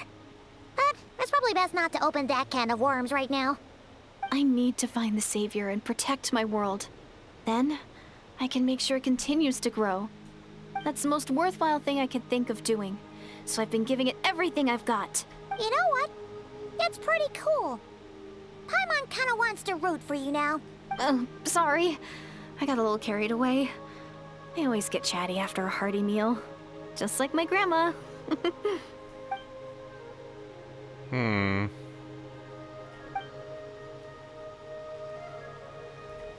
Hold on. Shh. It's them. The monsters are back. Where? Oh, still invisible, huh?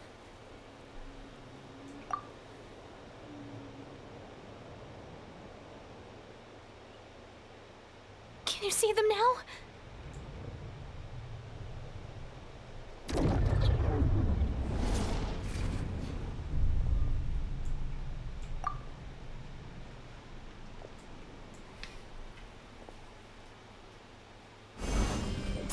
Geo. Oh my god. I was like, why is she yellow? Paimon still can't see anything. But please, be careful. She said, stay.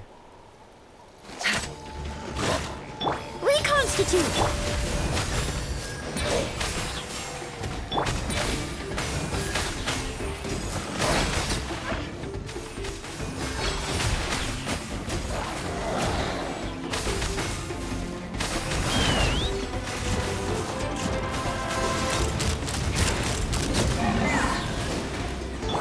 Fresh and floral.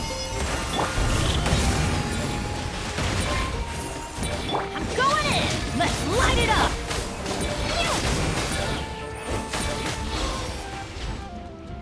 Huh?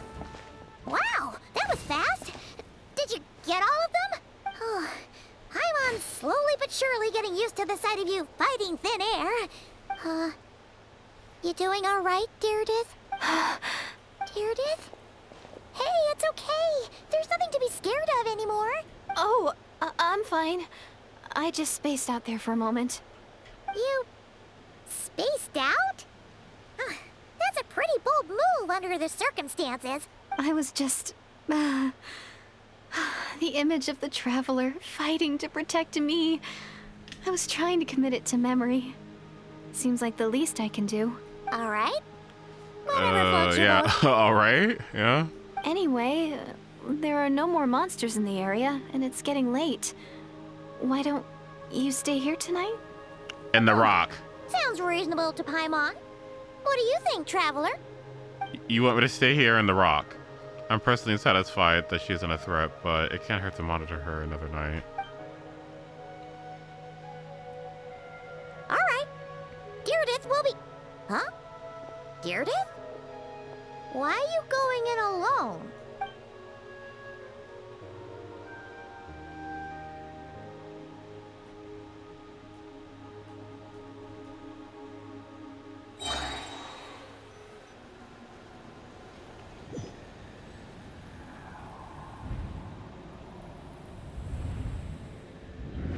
The Night Kingdom.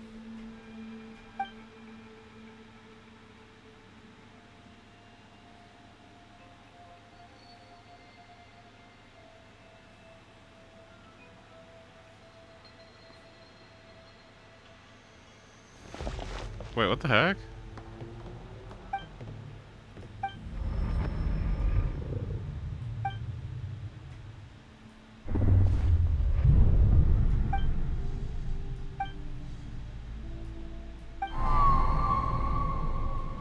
Doomsday, a fitting name indeed. A blood-red sky, wild beasts that slaughter all in sight, endless pain, a terrible curse that cannot be reversed, and the birth of a savior.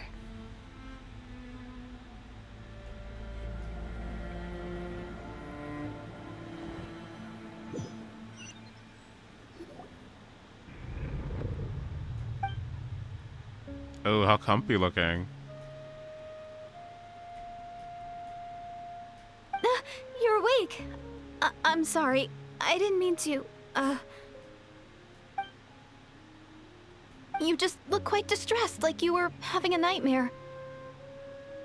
I thought if I took your hand into mine, you might find it soothing. At least, that's what my family always did when I had nightmares. But it didn't seem to work on you. In fact, I think I made it even worse. Oh, is that right? You better not be trying to pull a fast one on the Traveler. What? Don't be so... I have more self-control than that. Self-control? What does that have to do with it?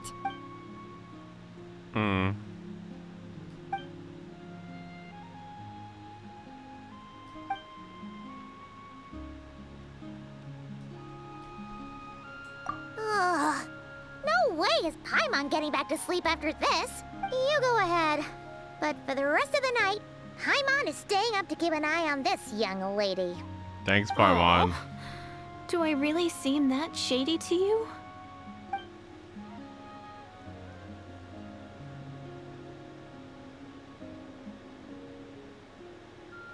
Well, Deirdith, there should be enough food for 3 days. Make sure you eat the perishable stuff first, so nothing goes to waste. You can't tell which stuff is perishable, right? Yeah, I can tell from the ingredients. Thank you so much for making all of this for me. 3 days will definitely be enough time for my ankle to heal. Then I'll continue on my journey to find the Savior. All right, then we'll be off. Bye for now, Deirdith. See you? Wait! But if this is goodbye, how am I supposed to find you again? Oh, I mean, what if I find your sibling? How am I supposed to let you know? Sibling? How do you know about that? That's a good point. We share the same goal, but we're constantly on the road, so we've got no fixed address. How about this? When the time comes, you can just write a letter to Mawika. She'll be able to find us for sure. Mawika? Who's Mawika?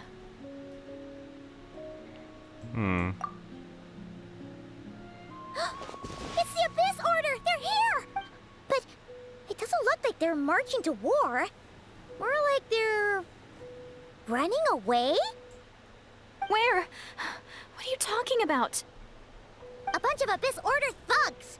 You don't see them? They're heading right this way! That's strange. I guess it's my turn to not be able to see the monsters.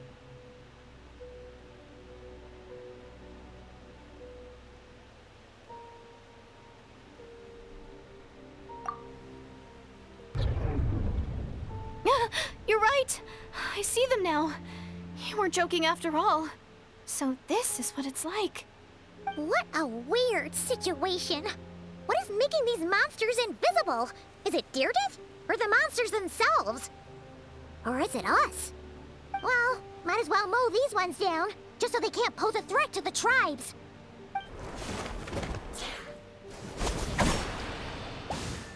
Woohoo! All done! Their morale seems super low. Guess they really were on the run, huh? So there's no more of them, right?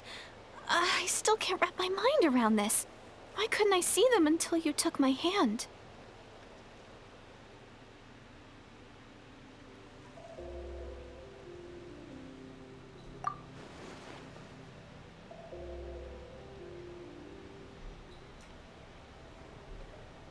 So, any ideas on why those monsters might have been running away? Maybe something went down on the front line. Oh, Paimon's getting a little worried about Eon-san and the others. Let's head back to the Masters of the Night Wind right away. We gotta go. Bye for now, Deirdith. See ya, and please take care.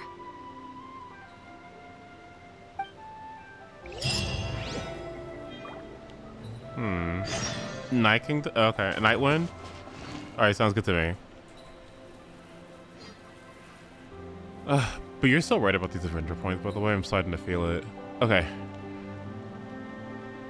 Bathroom time! Be right back.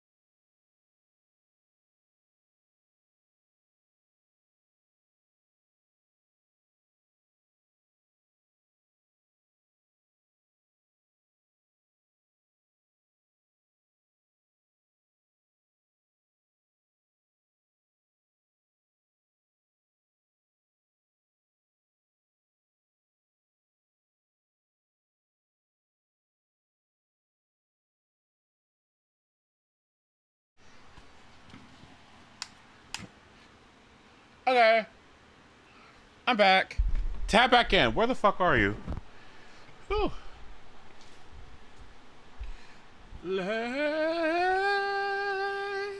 Alright.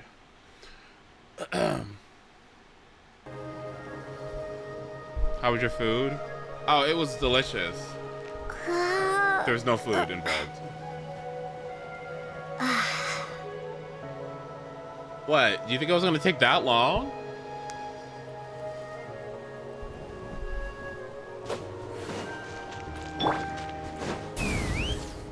That wasn't that long. Was it?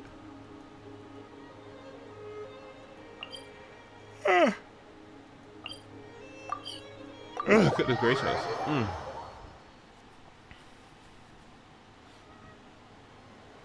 Hey, Yan-san, we're back. You know my implants are probably healed by this point. Isn't it nice? I think I had my surgery back in May. Yeah, the beginning part of May, and it's almost August. It's August tomorrow! Gross! My breast implants? Yeah. So, Yay! Whew. We ran into quite a big group from the Abyss Order just now. Has something happened at the front? Summer is almost over. Where? The front line has collapsed. Huh? But how? No, relax. Their front line has collapsed, not ours.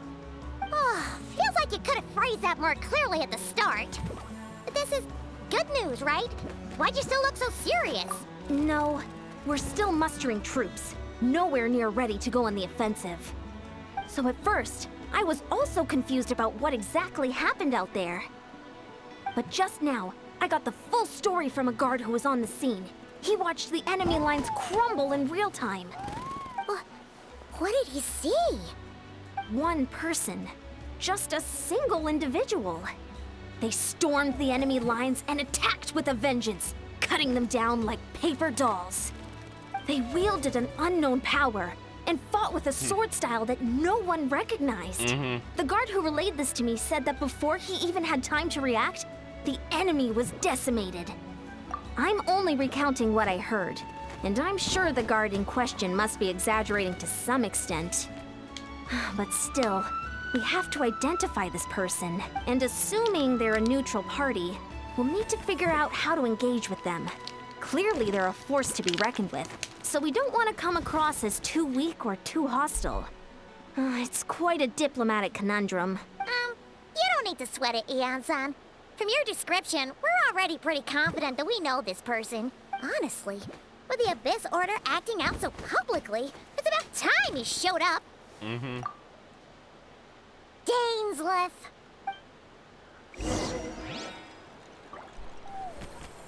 Wait for him to show up. Swap to Korean? Okay.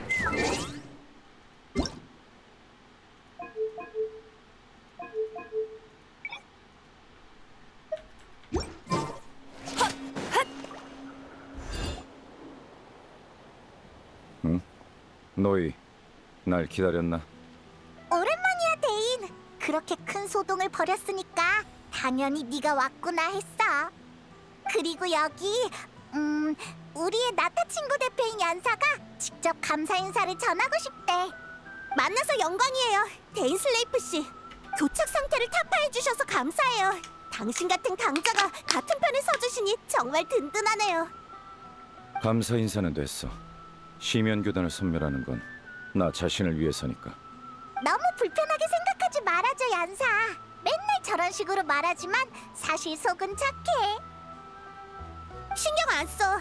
우회조의 얀사는 힘을 따르고 이분에게 무례를 범할 의도가 없다는 것도 느껴지니까 이분을 알게 돼서 기뻐. 얘 친구랑 오랜만에 재회한 거니까 얘기 나눌 시간이 필요하지? 자리 비켜줄 테니까 편하게 대화 나눠. 전쟁이 끝난 건 아니니까 얀사도 아직 바쁘겠네. 이따 또 보자, 얀사.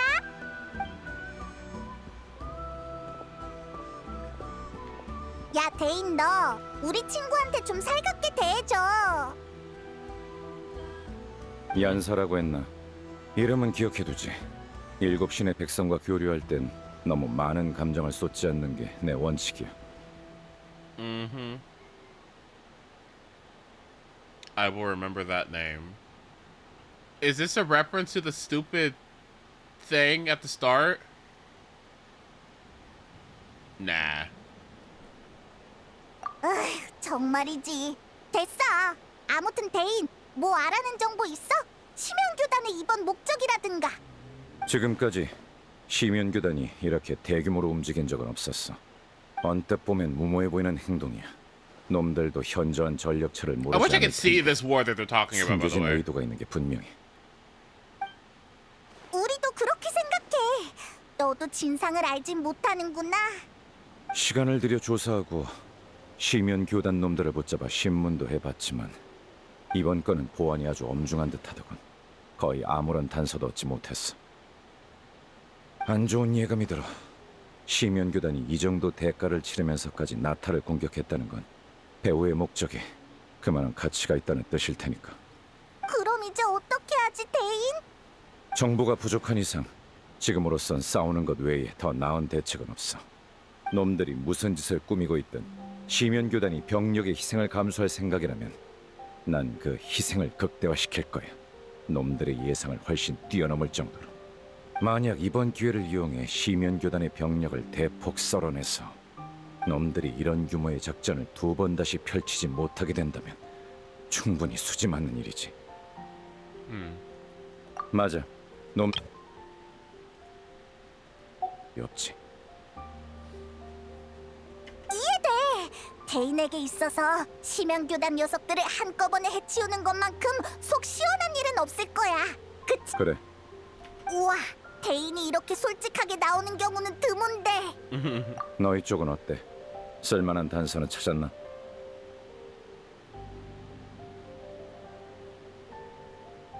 단서라면 여행자의 오빠가 가지고 있던 우주선 수면 장치 열쇠를 비옥한 터전 근처에서 발견했어.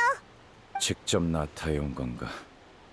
하긴 이 정도 Can 규모의 I see this 작전이라면 왔어도 operation? 이상하지 않지. 아, 맞다. 거기서 이상한 여자애도 한 명 만났어. 우리한텐 안 보이고 걔한테만 보이는 마물이 있더라. 또 반대로 어떤 마물은 우리한테만 보였어. 그리고 그 애는 구세주를 찾는다고 했는데 그 구세주가 여행자랑 똑 닮았대. 아마 여행자의 오빠가 아닐까 싶어. 그 소녀가 그를 구세주라고 불렀다? 뭐 짚히는 거라도 있어, 데인? 그 호칭을 마지막으로 들은 건 켄니아 재앙 전이야. 그리고 확실히 그건 내 오빠를 가리키는 단어였어. 켄니아 재앙 이후로 구세주의 존재를 믿는 사람은 없을 거라고 생각했다만 모르는 일이지. That does make no sense. What the fuck? 하지만 얘 오빠는 계속 왕자 전하라고 불린 거 아니었어? 구세주라는 호칭은 어떻게 생긴 거야? 여행자의 가족이 켄니아의 왕자 신분을 받은 시기, 검은왕과 켄니아 궁정 사람들은 그가 켄니아에 가져다줄 힘을 널리 선전했어. 그만 있으면 모든 고난이 구원받고 켄니아에 아무도 상상할 수 없는 밝은 미래가 찾아올 것처럼 말이야. 구세주라는 호칭은 바로 그 시기 이런 논조를 믿는 자들이 왕자를 부르는 애칭이었어. 물론 결말은 너희도 알겠지. 지금 생각해보면 그건 힘을 향한 검은왕의 욕망이 반영된 모순투성 이름에 불과해. 그때 켄니아 사람은 그 정도로 걔한테 희망을 걸었구나.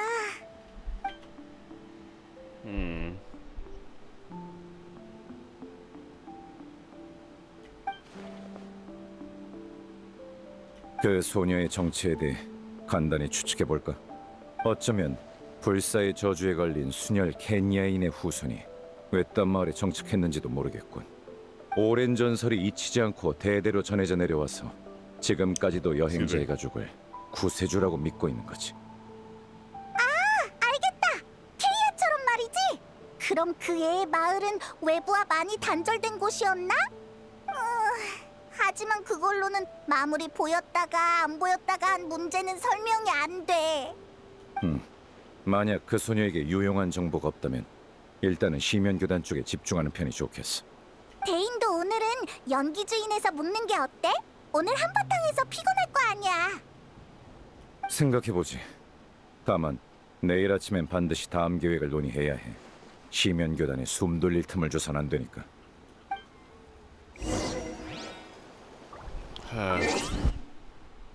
Didn't they fix this or something?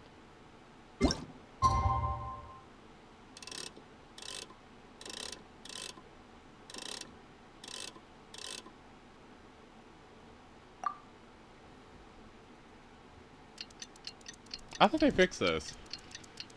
Or something like this. Or something about fucking stupid time or something. Some stupid shit.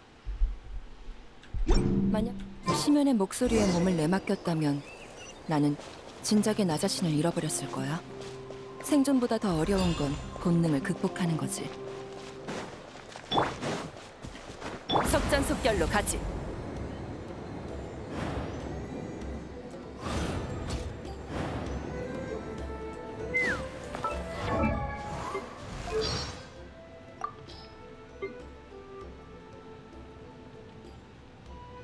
소용돌이 하!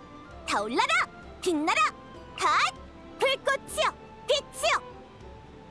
찬란한 불꽃! 세상을 밝히리! 하! 휘몰아쳐라! 씻어낸다! One day that'll be us.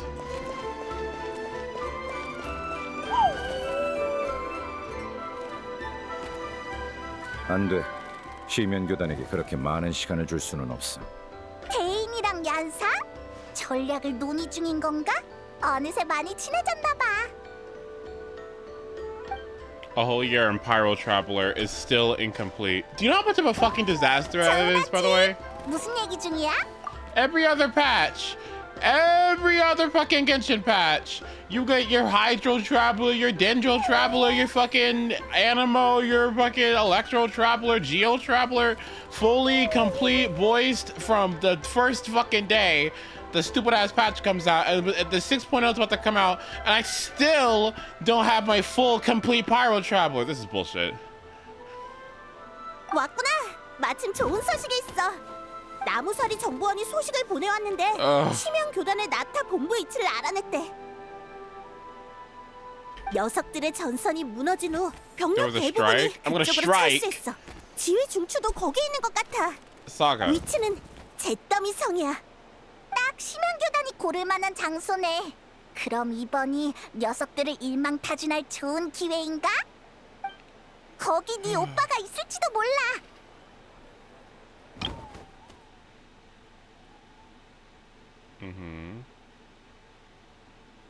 Cinder City, huh? Okay.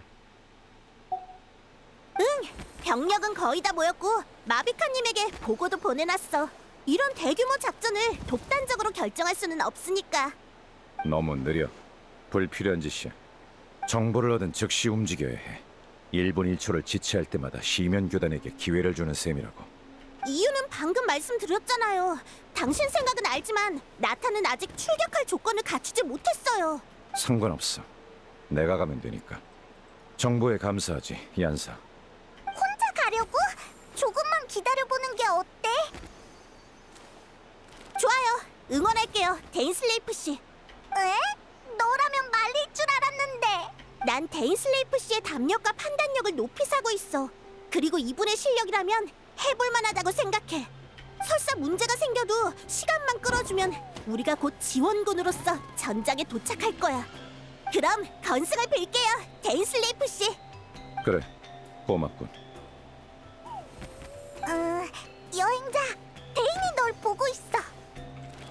어휴, 데인 이 녀석 쿨한 척하려면 끝까지 하라고. Fine.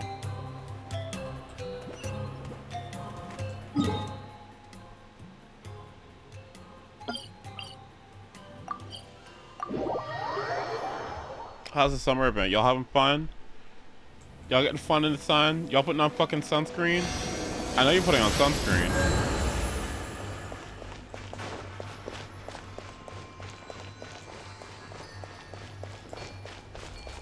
we don't, I'll kill you. Oh, I guess we're just going in here. Okay. And the abyss ussy. A bussy. 여기야? 심연교단에 나타 본 거지가? 심연교단은 잠복과 진지전에 뛰어나. 이건 내가 지금까지 놈들의 전력을 크게 깎지 못한 이유기도 해. 아, 전투 중에는 내가 널 못 챙길 수도 있으니 유의하고. 심연의 힘으로 작동하는 장치 같은 게 있으면 나를 부르도록 해. 내가 해결하지. 개인이랑 같이 싸우는 건 오랜만이네. 이 조합이라면 얀사가 오기 전에 여길 무너뜨릴 수 있을 거야. 네 오빠를 만날 기회가 있으면 좋겠다. 그럼 출발!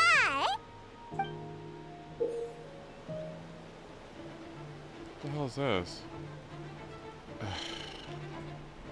Okay.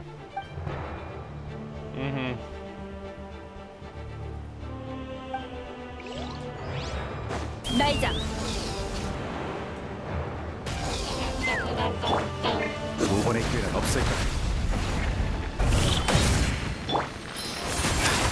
Okay. 타올라라!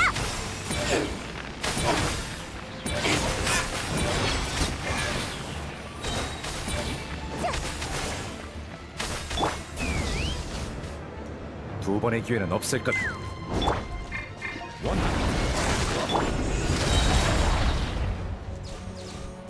청소 시작.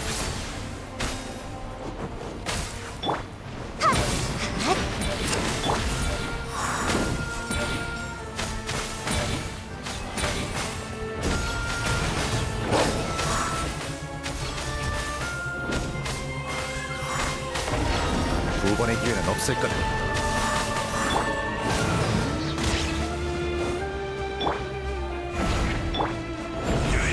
집중.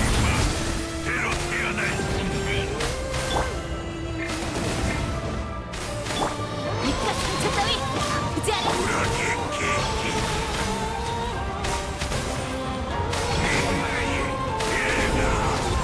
공격은 얀사랑 거점을 공격했던 때랑 확연히 달라. 적들이 물러설 생각 없이 전력을 다해 저항하고 있어. 심연교단의 방식과 바라던 바건 뻔한 수작이다. 청소 시작.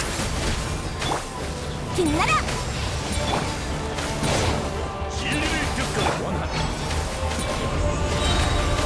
세상을 밝히리! 이면의 빛 은혜를 느끼거라. 좋아. 오합. 오결한 진리. 걱정 마. 난 버틸 수 있어. 내가 모두를 지켜줄게. 결코 사라지지 않아. Okay, the fact that he can clear shield is actually really cool. I hope they keep that. Oh my god, is he my shield killer? I was talking about wanting a shield killer. 두 번의 기회는 없을 거다.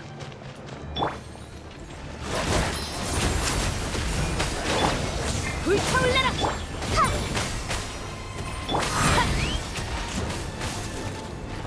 You can tell how much I love Emily because it just loves watching her turret just fuck shit up.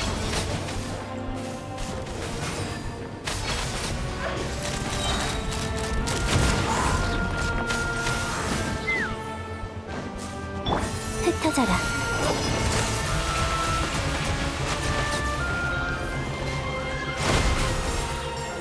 I love this thing so much. This lamp is everything.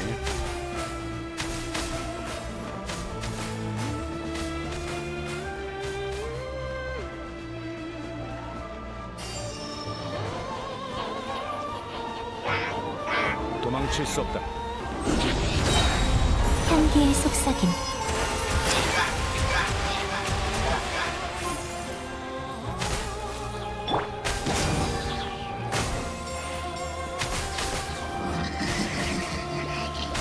슬레이프 끈질긴 녀석 같으니 Oh my god. 어디에나 존재한다. 흑망도 반항도 모두 수고다. 지금이다. 세상을 알리라. 목표 고정. 목표 고정. 지금이다. 지금이다.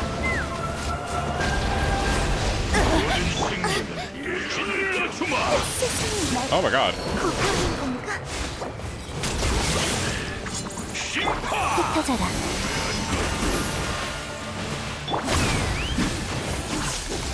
만물이여 소멸하라. 목표 고정. Oh my god. Oh my god. Oh my god. 청소 시작.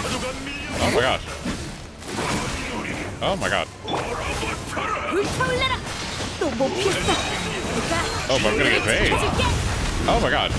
Oh, I'm gonna get melted. 먼지가 돼. 사라져라. Oh my gosh. Oh my god. Oh my god. 추출. Oh. 이 앞이 끝인데 아직도 네 오빠의 기운이 느껴지지 않는군. 여길 지키고 있는 건 대체 누구지? 네가 상처 따위 아프지 않.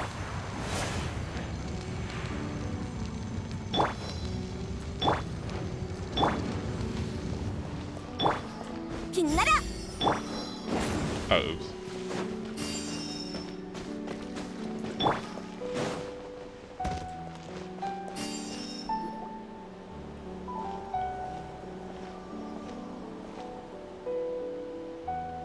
Well. 여광의 검 데인 슬레이프. 이것이 네가 원하는 것이냐? 그래, 난 너희를 사냥할 기회를 한 번도 놓칠 생각이 없거든. 여행자의 오빠는 여기 없나? 설마 이 녀석이 본부의 우두머리? 우리를 사냥한다라. 가엾구나 데인 슬레이프. 너에겐 사냥당하는 것조차 사치스러운 바람일 테지. 게다가 네가 오랜 세월 우릴 쫓아 마침내 이뤘던 일도 지금 이 순간 모두 무의미한 것이 되었다. 아느냐? 의미심장한 척구는 말투에 진저리가 나는군. 적어도 지금 체크메이트를 한 건 우리다. Is this a time 결과는 thing? 이미 나왔어. Are we time looping? 아직 다른 카드를 숨기고 있나? 아니면 이 판을 뒤집을 다른 요소라도 남아있는 건가? 단도직입적으로 말하지. 교단의 입장에서 왕자 전하께서는 이미 다른 방식으로 승리를 거두셨다. 게다가 이번 전투의 승리만이 아니지. 전하께서는 우리 시면 교단에 오랜 수건을 이루신 것이다. Oh dear God. 전하께서 은밀히 밤의 신의 나라에 침입하여 밤의 신의 나라가 지맥을 재건했던 경험을 이용해 운명의 배틀로 켄야의 지맥을 다시 엮으셨다. Oh yay, good for you. 뭐? 운명의 배틀을 사용했다고? 설마 심연교단이 연기주인을 공격한 건 네 오빠가 밤의 신의 나라에 들어가는 걸 감추기 위한 눈속임이었나? 큰일이야. 아무래도 거짓말은 아닌 것 같아. 그래, 즉 켄야는 이미 부활을 마쳤다. Okay, wait. 데인 슬레이프, 네가 죽인 나의 동료들은 이 500년간의 고통을 잊고 이미 부활한 켄야에서 새로운 삶을 얻을 것이다. 헛소리. 시시한 녀석이군. 네놈의 거짓말은 헛점투성이야. 그러게, 중간 단계가 좀 빠진 것 같아. 예를 들면 켄야의 지맥은 어디에 둬? 이게 그렇게 간단한 일이었으면 심연의 재앙이 닥쳤을 때 마비카랑 카피타노가 고생하지도 않았을걸? 아주 간단한 문제다. 그 부활했다는 켄야는 지금 어디에 있지? 이렇게까지 어리석을 줄은 몰랐군. 아직도 진실을 받아들이지 못하다니. 잘 생각해보거라. 전쟁이 시작되고 나서 지금까지 정말 아무런 이변도 느끼지 못했나?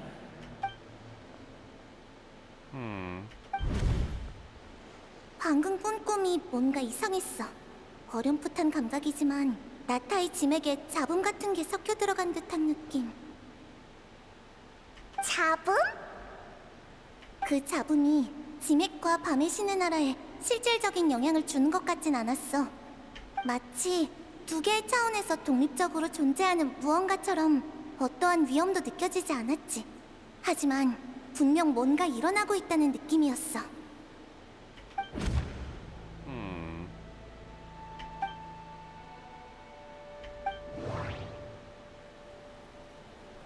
Meditation, probably.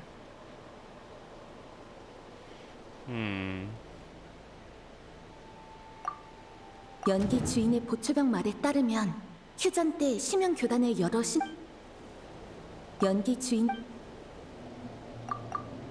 연사 켈레르에게 보이는 마물은 내겐 직접 아니야. 혹시 명상은 운명의 배틀에 지배를 넣는 걸 돕는 행위였나? Oh no. 하지만 그게 새로운 켄리아가 존재한다는 증거가 되진 않아.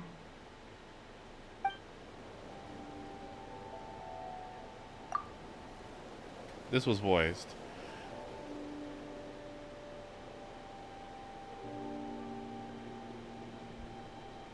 I missed Lumine for fucking stupid Dainsleif. I don't fucking care.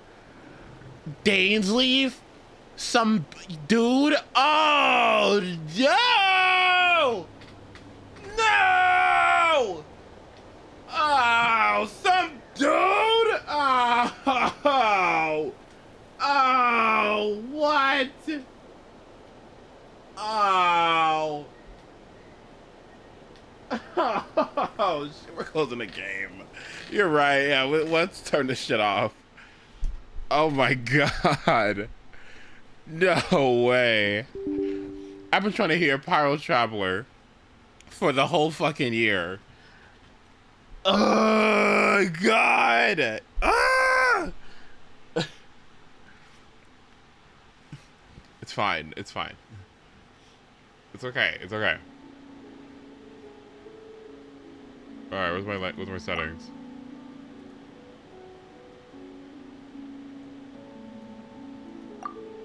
Where's the settings? What? You have to watch that part on YouTube. No. No. Oh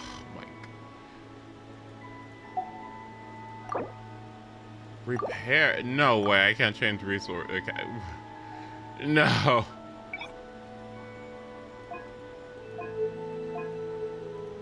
It's over.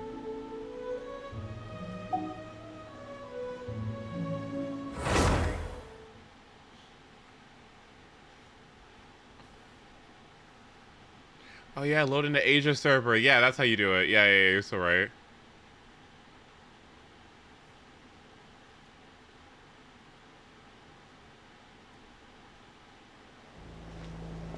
You're so right. Isn't that what we did before? Was it Asia or was it EU? I forgot.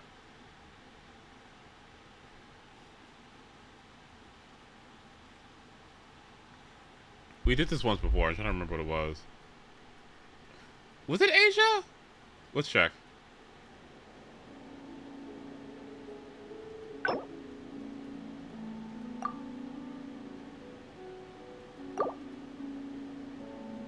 I feel like it was EU, but...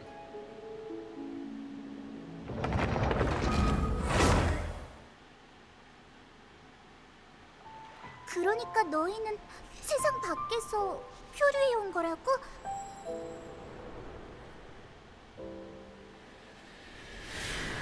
This is not the... 이곳을 떠나 다음 세상으로 가려고 하는데 낯선 신이 너희 앞을 가로막았다는 거야? Is this a start? Is this... Nope. I think it was EU then, yeah.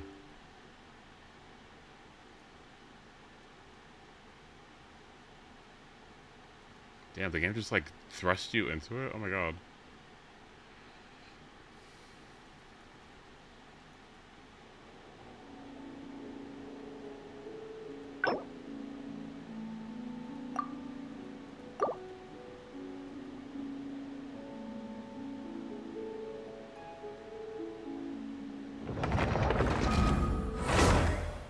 This Asthma Day. Sustainer of heavenly principles. Okay, that should be good. Okay, we're good, we're good, we're good. Ew. Ew.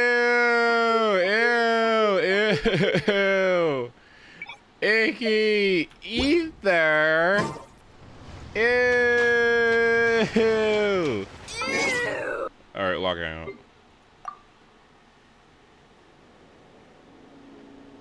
Ew, icky. Boys, ew. I don't want to run around about with a crop top. Ew. Does he have a rat tail too?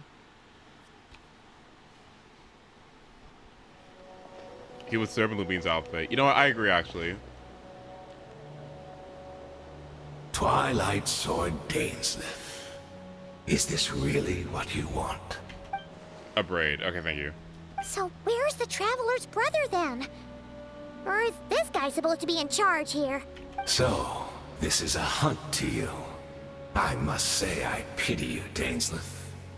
The death you dole out so readily to others is a luxury you yourself cannot enjoy. But today, that is the least of your worries. Do you realize that all your years of pursuing us are being rendered utterly meaningless, even as we speak? Then allow me to be frank. As far as we are concerned, our prince has already won by other means. And I do not merely mean this battle. No. His Highness has achieved something far greater. For today, the Abyss Order's greatest wish has finally been fulfilled. Our Highness quietly, and then... What? Wait. Oh, no. And all of my comrades that you... Right. Plus. Oh, think back.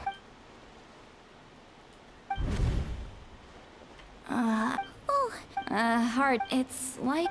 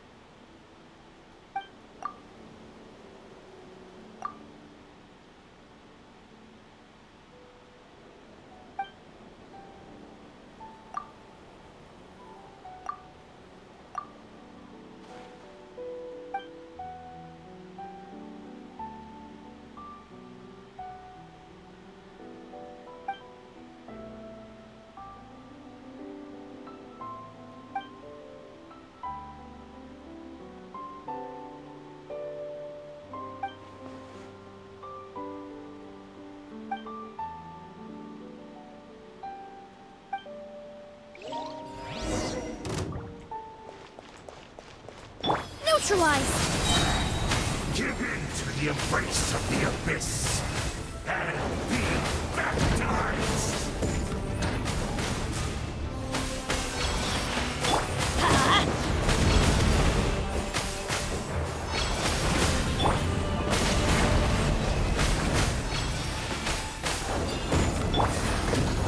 Take me up!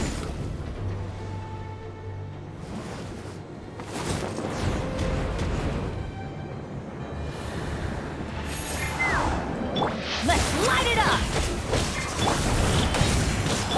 Russian floral! Reconstitute! Why do they never miss? Everybody stand back! Bullseye! Do you still not understand? You... My body is failing. But I will not bring... That should be all of them, right? So... we've destroyed the Abyss Order's headquarters in Natlan, but somehow, that didn't feel satisfying at all. Are you still thinking about what that guy said? You look really worried.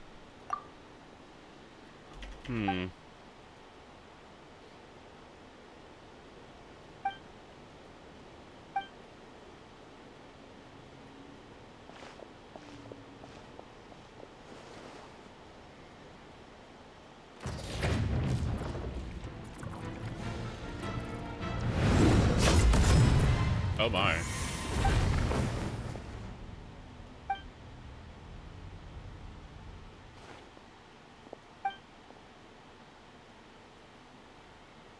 "500 years on, and you still refuse to address me as master. Don't forget, Dainsleif. You may be the renowned Twilight Sword, while my arm has grown too feeble to swing a blade. But I taught you everything you know about wielding a blade. Be that as it may, under the circumstances, I see no further reason for us to fight.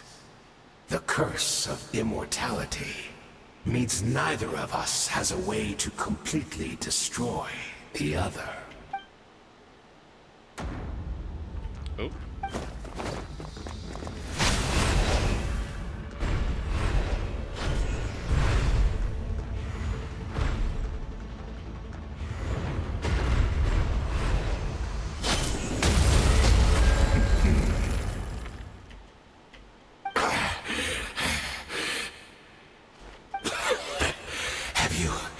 Finally had enough. You weren't joking then, huh?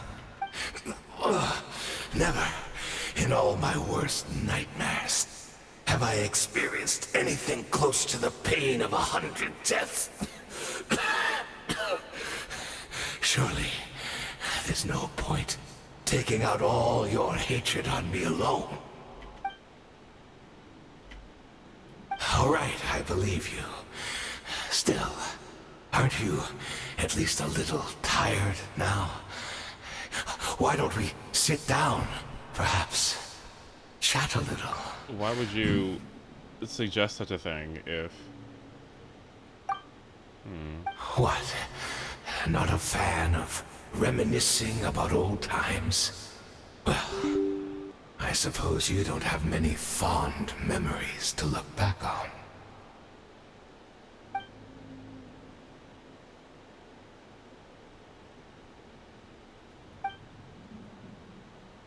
Indeed. When the cataclysm first struck, everyone prayed for the Savior to deliver them, but he was nowhere to be found.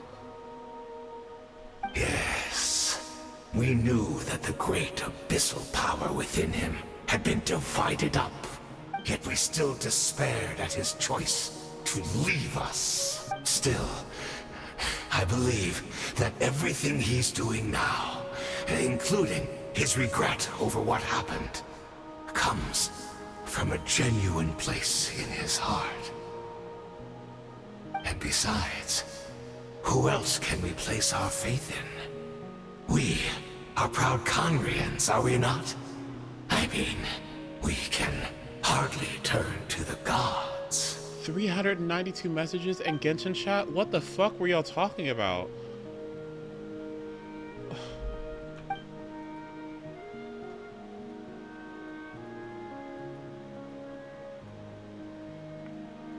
I almost didn't accept my female gems and Zenless, by the way. Is that so?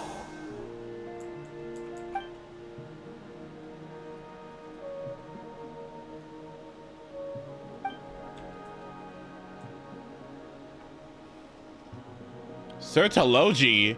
What?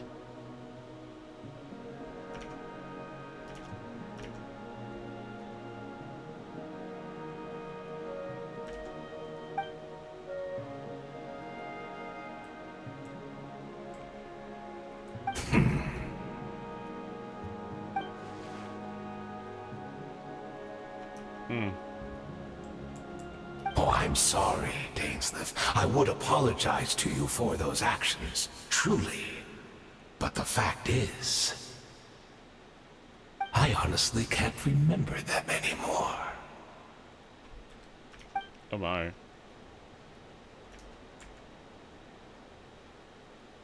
Look at me. Look at what has become of me. Only by the Abyss's grace have I managed to maintain this physical form. But as for the rest, memories, spirit, emotions, personality, they have long become eroded, fragmented beyond recognition. Even if mine was a past steeped in sin or in shame I once longed to hide, I would wish to remember it. Without my history, I fear I will become another person entirely. I would like to apologize for any misdeeds that are mine. So please, tell me everything. Tell me about the Khaenri'ah we once called a home.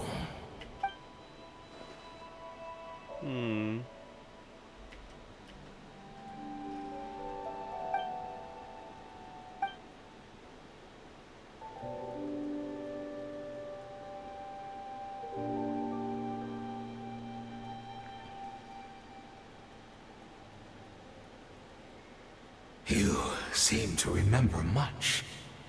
Could you tell me more about it? About our golden age? Is that so? What a pity. But this will be quite sufficient, as long as the loom of fate heard what I could not. What the fuck?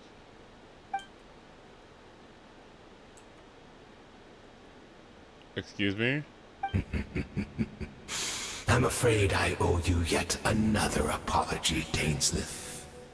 You were right. I lied to you earlier. Your wits are too sharp to be fooled by me. The homeland hasn't yet been revived. In fact, even the ley line weaving is not yet complete. Think of ley lines as the collection of memories concerning a given place. To reweave Khaenri'ah's ley lines as they were 500 years ago, we would somehow need to retrieve almost all the memories of Khaenri'ah from that age. The loom of fate cannot weave without an abundant supply of memories. And so, we relied on everyone in the Abyss Order to provide what they could. Even though fragments are all that remain in most cases, the more we all share, the more that can be restored. Damn. Indeed. We, a people in exile, stranded 500 years in the future, will weave our homeland anew and bring the nation of our dreams back into the real world. Ah, what a glorious undertaking! What a shame it had to take this long. After 500 years, most of our memories have faded, and a world woven from broken memories shall itself be broken.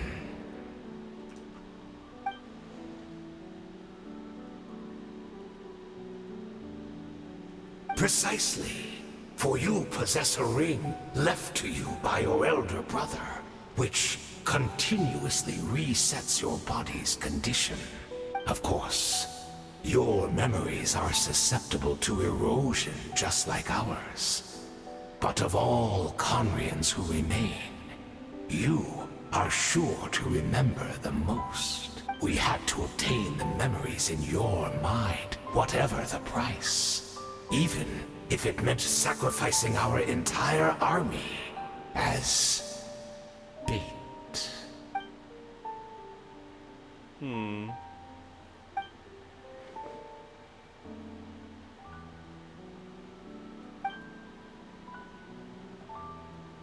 Perhaps, but that is the gamble our Highness has chosen to make. And thanks to you, the loom of fate has now finished weaving the ley lines. New Khaenri'ah is complete! Already?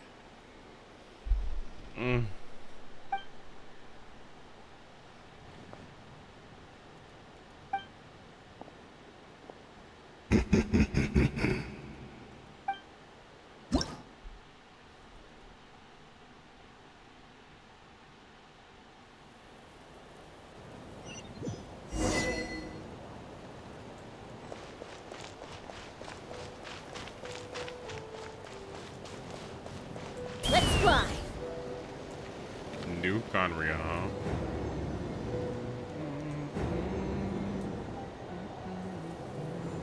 It's Judith! Great! She's still here! Oh my god, Chaka?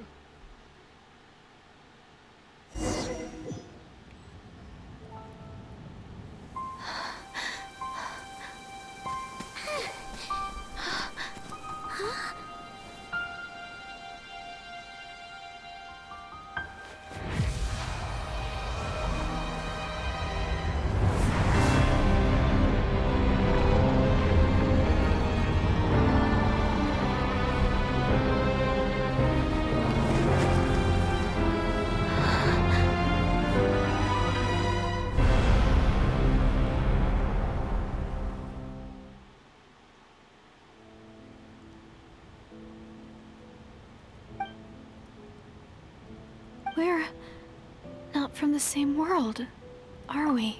That's the cutscene. Wait, but that's great! That means the world isn't going to end. In that case, tell me, what happens to Conria? What happens to my homeland?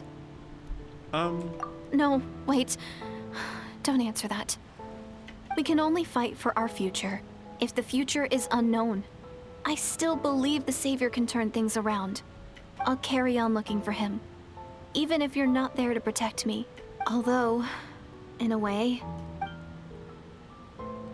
I've already found my Savior. It's you. You protected me, and I believe you can protect us all. You're the one who can change everything.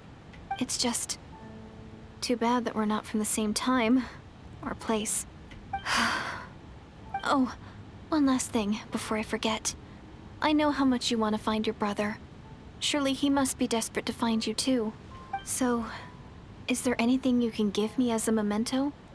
Proof that we met? Dude, I'll just take the That key. way, when I do find him, I can convince him that you're also searching for him.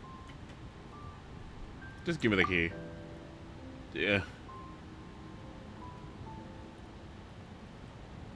Oh, wait. What is it? Why is it active? Oh, that's, yeah, her from a different time and place. Oh.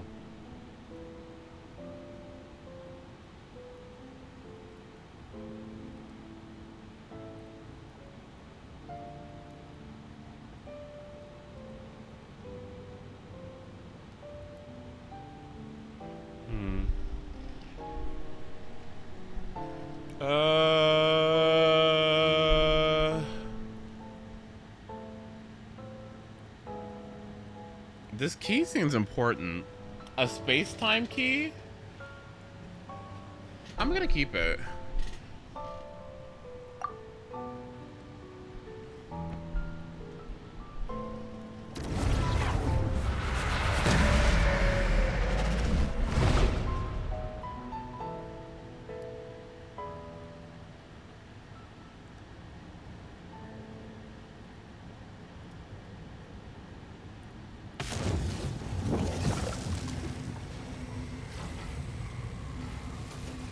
Did you save Cape Marsh in your first try? Yes, very easily.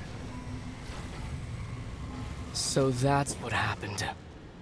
Istaroth, the ruler of time, must have had a hand in this. There's no other way that this meeting could have taken place. Hi, idiot.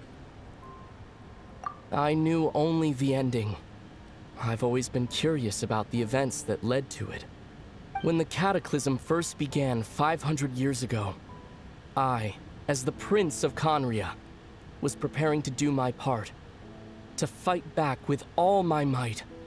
But then this girl, Diridith, she found me. The irony was that even as she desperately begged me to save the world, she brought me news of you. I was stunned, and I was suspicious of her claim that you were searching for me. But then, she showed me the key to your hibernation chamber. We'd been separated ever since I awakened in Tevat.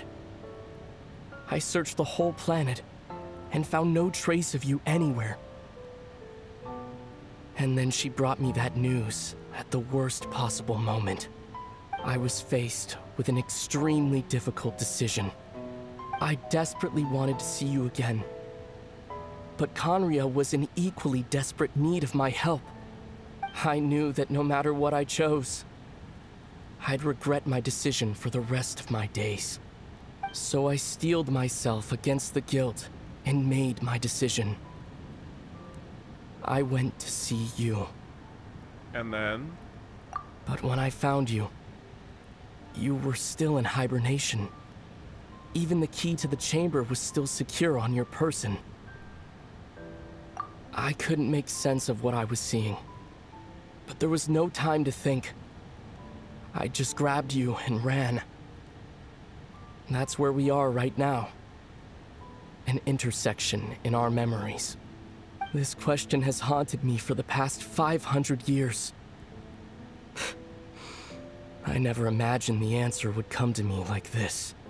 So, my actions 500 years in the future set everything in motion. Are you mocking me, Istaroth?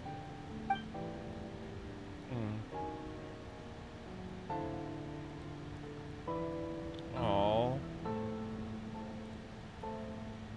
Thank you, Daredevil. You're sweet. Oh.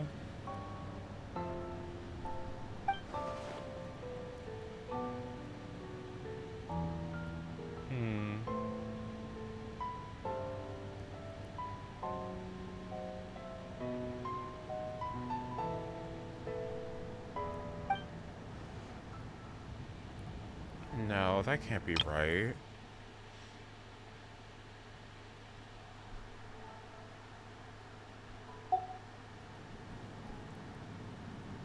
Not yet.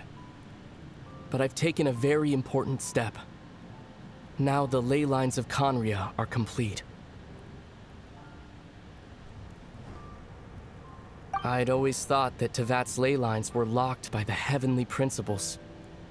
No more can be added, and existing ones cannot be replaced. But then, I learned that Natlan's Night Kingdom appeared to be an exception to the rule. It has intrigued me ever since. So, I directed the Abyss Order to feign an attack on Natlan, buying me some time to enter the Night Kingdom and negotiate with the Lord of the Night. Unfortunately, for other reasons, even the Night Kingdom cannot host any new ley lines. The most I could get was some room to carry out the weaving process.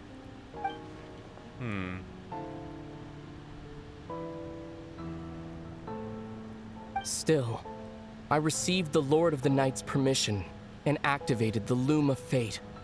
Using an Intivat as the base, I was able to grow a realm based on the Conria of 500 years ago, superimposing it over present-day Natlan's space-time.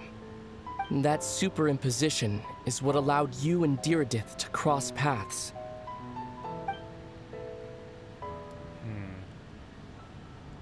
But yeah, why did the Lord and I agree to this?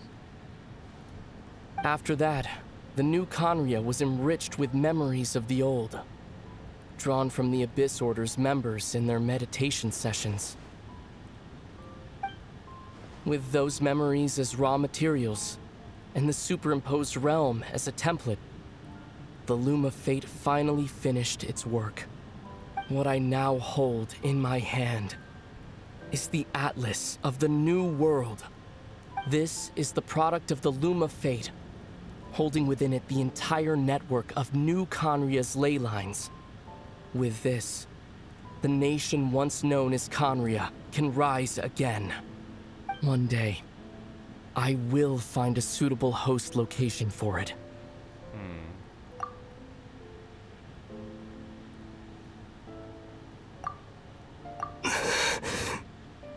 When I first arrived in Conria 500 years ago, my memory was completely blank. It was only after I had served as their prince for many years that I slowly began to remember everything, including you.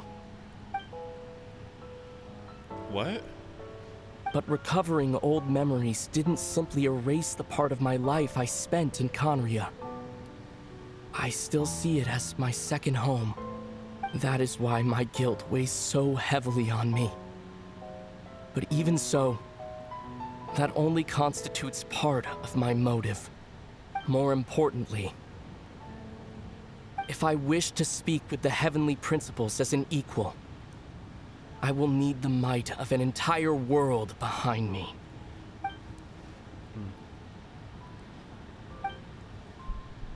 Oh.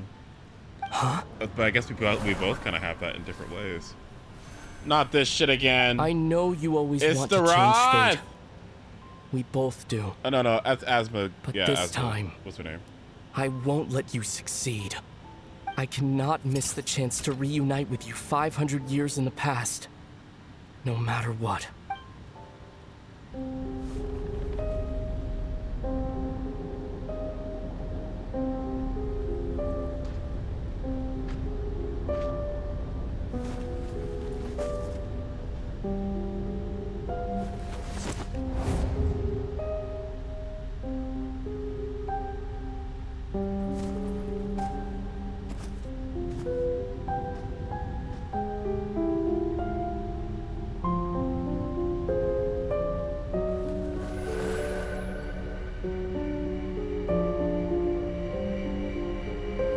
What the fuck?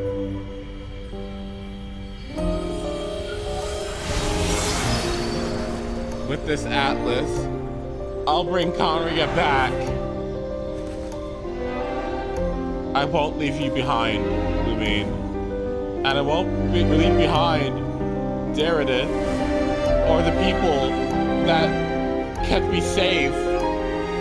I'm sorry it has to be this way.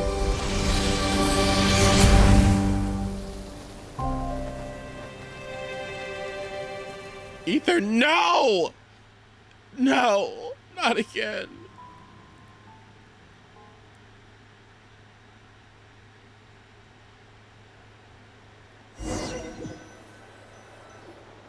Our hero is back. Everyone's been waiting for you.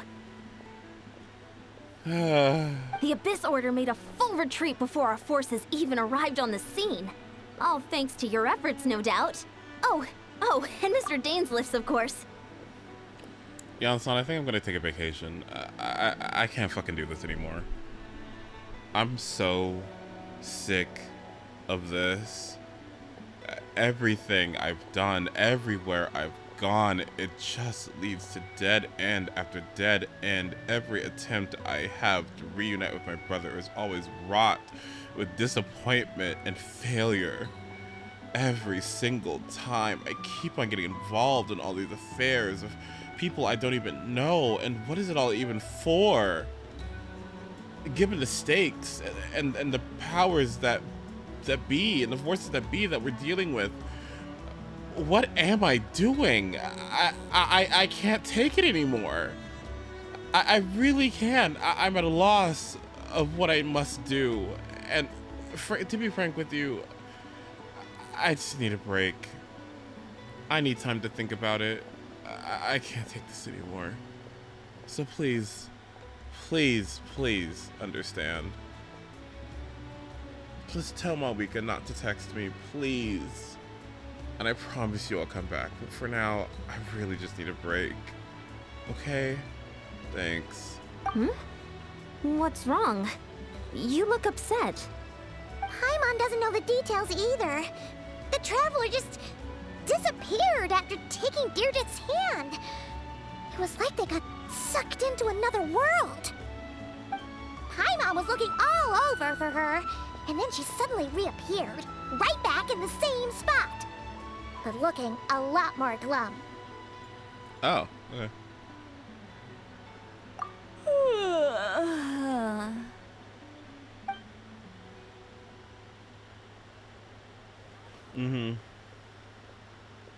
I think I got the gist of what happened. Something to do with your brother? I spoke with the Lord of the Night in a dream just now, and learned quite a lot. Huh? You met your brother? And you didn't think to tell Paimon right away? Well, oh, never mind. Paimon can see that you're pretty down right now. But let's go over everything later, alright? What Levine your does not brother look good. accomplished? It all but defies comprehension. I was stunned when I heard about it too. But what surprised me the most was that the Lord of the Night actually chose to allow it.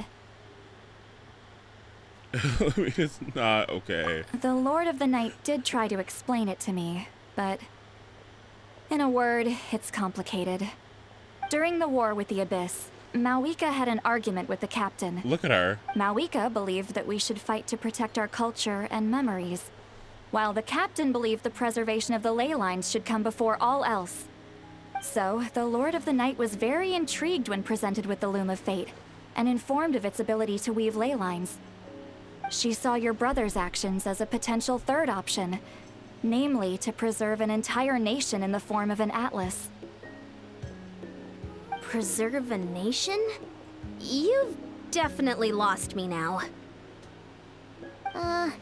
You're not the only one. Paimon's got no idea what's going on either. With that in mind, the Lord of the Night gave the go-ahead once she was satisfied that the Loom of Fate wouldn't have any real effect on Natlan. However, I believe she imposed an additional condition of her own. An additional condition? Did she ask for something in return? No idea. She wouldn't tell me what it was. Huh. Alright, well, let's not overthink this for now. We just want a war. Like, Time okay, for a anyway, well-earned so drink to let's go celebrate. eat. I trust the Lord of the Night unreservedly. I'm sure she only involved herself to take a problem off our hands, so it's one less thing for us to worry about. Don't you agree, Traveler?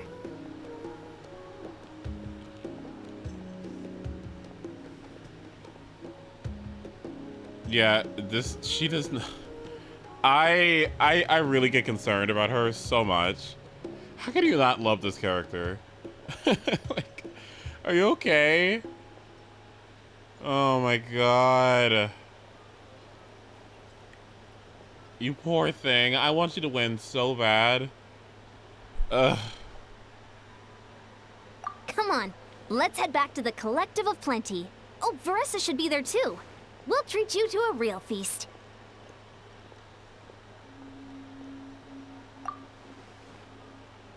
Oh, we gotta go see if what's okay. Ian-san, leave her be.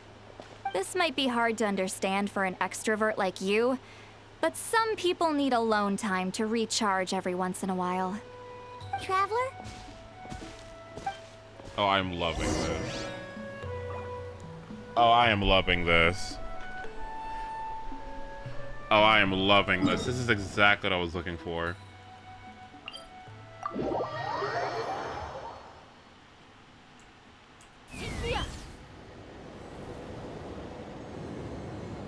Right, go take a break, sweetheart, okay?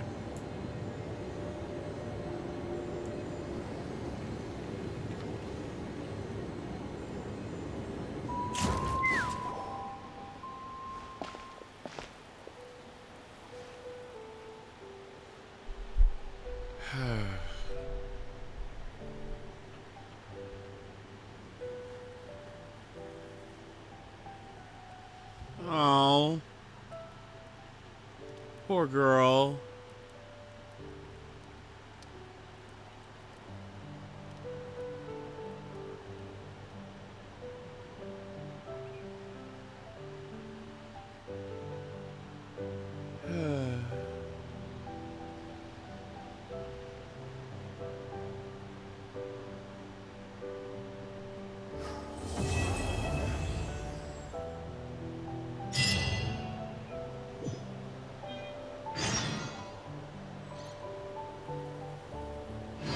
I just have to find a way to use this character. Like, I'm sorry, like, she's so good. I hate how infrequently we get these kind of updates. I know we have to breadcrumb it because it's content, but like, anytime we get progress, I'm just like, yes.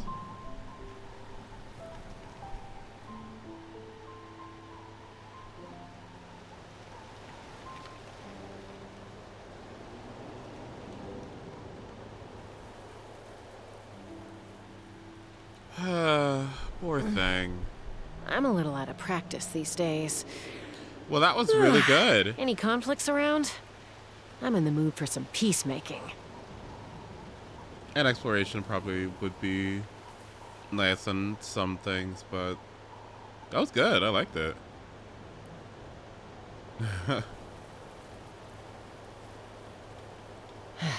I really like the ending of that. I really like the ending of that so much.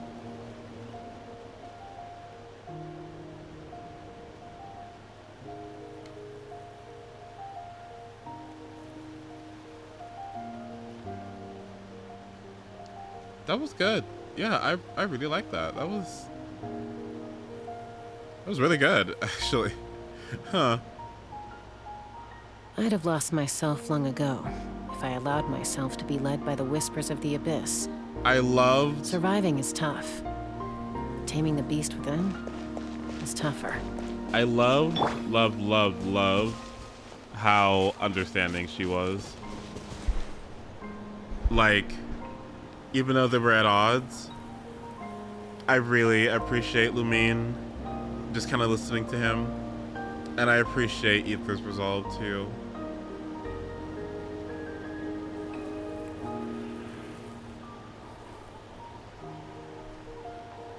Ugh.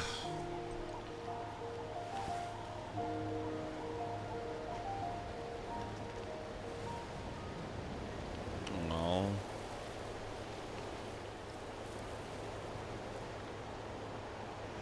These shades piss me off though. You know that? We're killing these shades. Sorry. They all get on my nerves.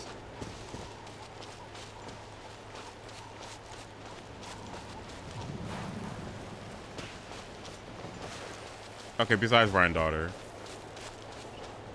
Hagstaroth has got to go.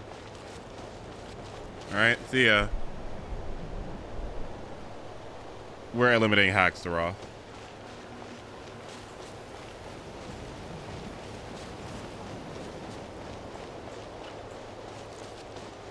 They're Conti. Yeah, they must perish. Sorry.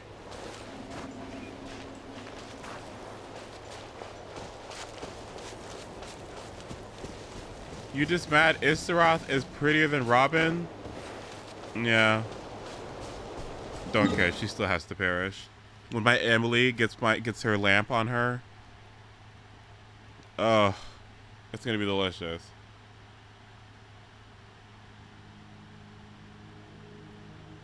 The sage that told Daredith and her village about the Savior was probably Istaroth.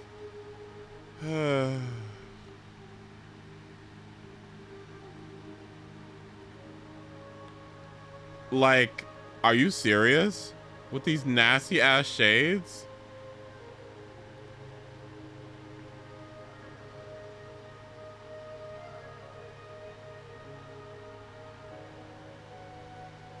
Why are they so nasty? We're killing them, okay? Like, sorry. We're gonna go up there. We're gonna go up there to Shadeland. And it's gonna be like fucking ice boss Natlin. They're gonna be like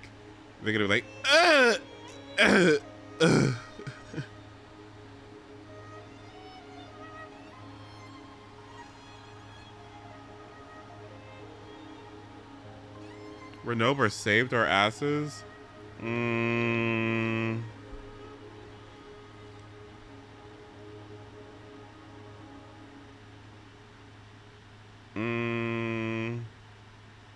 Yeah, I don't care. She can perish too.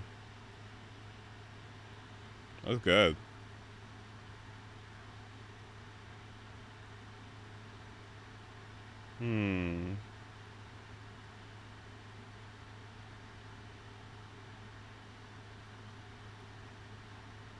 She probably would like to perish.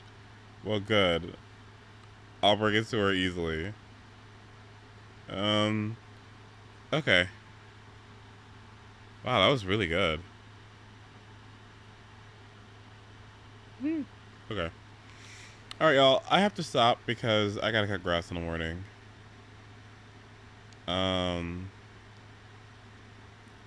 It's time to say night-night. Yeah. Issaroth is the most interesting because she seems to help mortals the most and is almost self-hating in her role, yet also is tormenting the twins just because.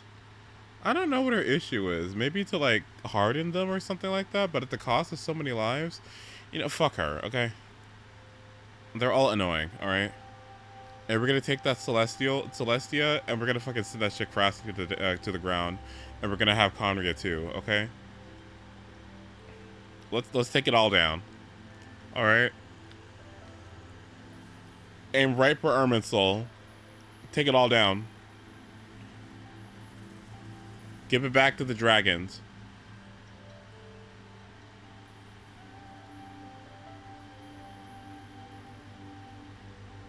Okay, Tori. Huh?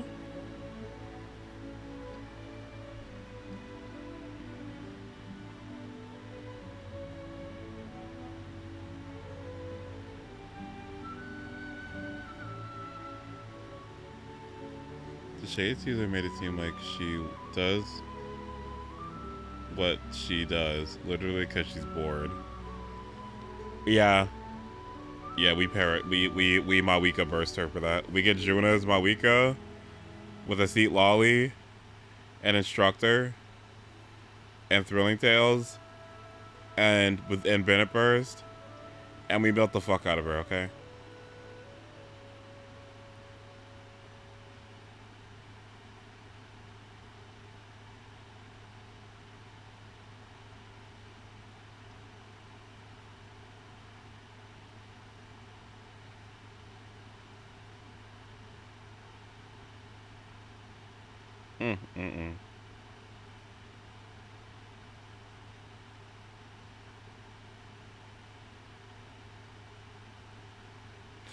Okay. Alright, y'all. I am going to stop now. Because, yeah, I need to get up in the morning. We can talk about this quest more in the Discord, though. So, let's do that, okay? Alright. Good night. I will try to be back tomorrow. If I stream earlier, it'll be DK. Later that night, we have Star Rail to do. I'm not sure if I'll be able to stay awake for it. And to be honest with you, what the fuck are we even watching it for, honestly? A story synopsis again. Preview of some chop character. Well, one chop character that we already know about. Banners. And then 2 events. So it's probably going to be useful. Or useless. Or wait, 1 event. So, great.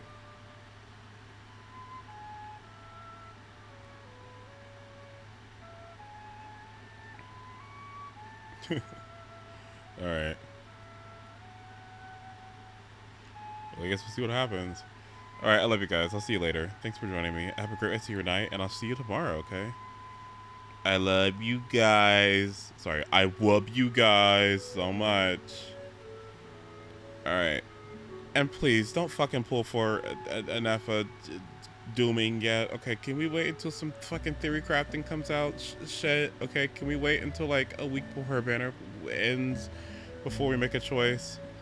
Holy shit, y'all. I can't believe Pierce. What in the fucking pig hog is Pierce doing? Going for E1 or C1 and Nafa going like, my Flins, the best for my Flins. Like, what the fuck are you talking about?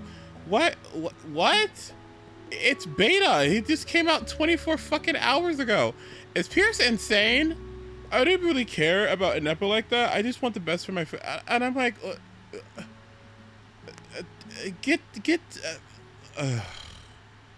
oh my, whatever. It's fine. Is he crazy?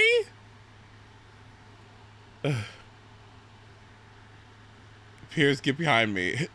Is it like, what can we get some fucking patch? Can we get some notes first? Damn. Oh shit.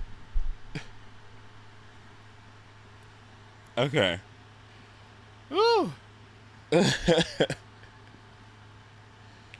All right. Okay. All right. I'll see you guys later. All right. Bye. C1. What? What? Oink oink, pig pig,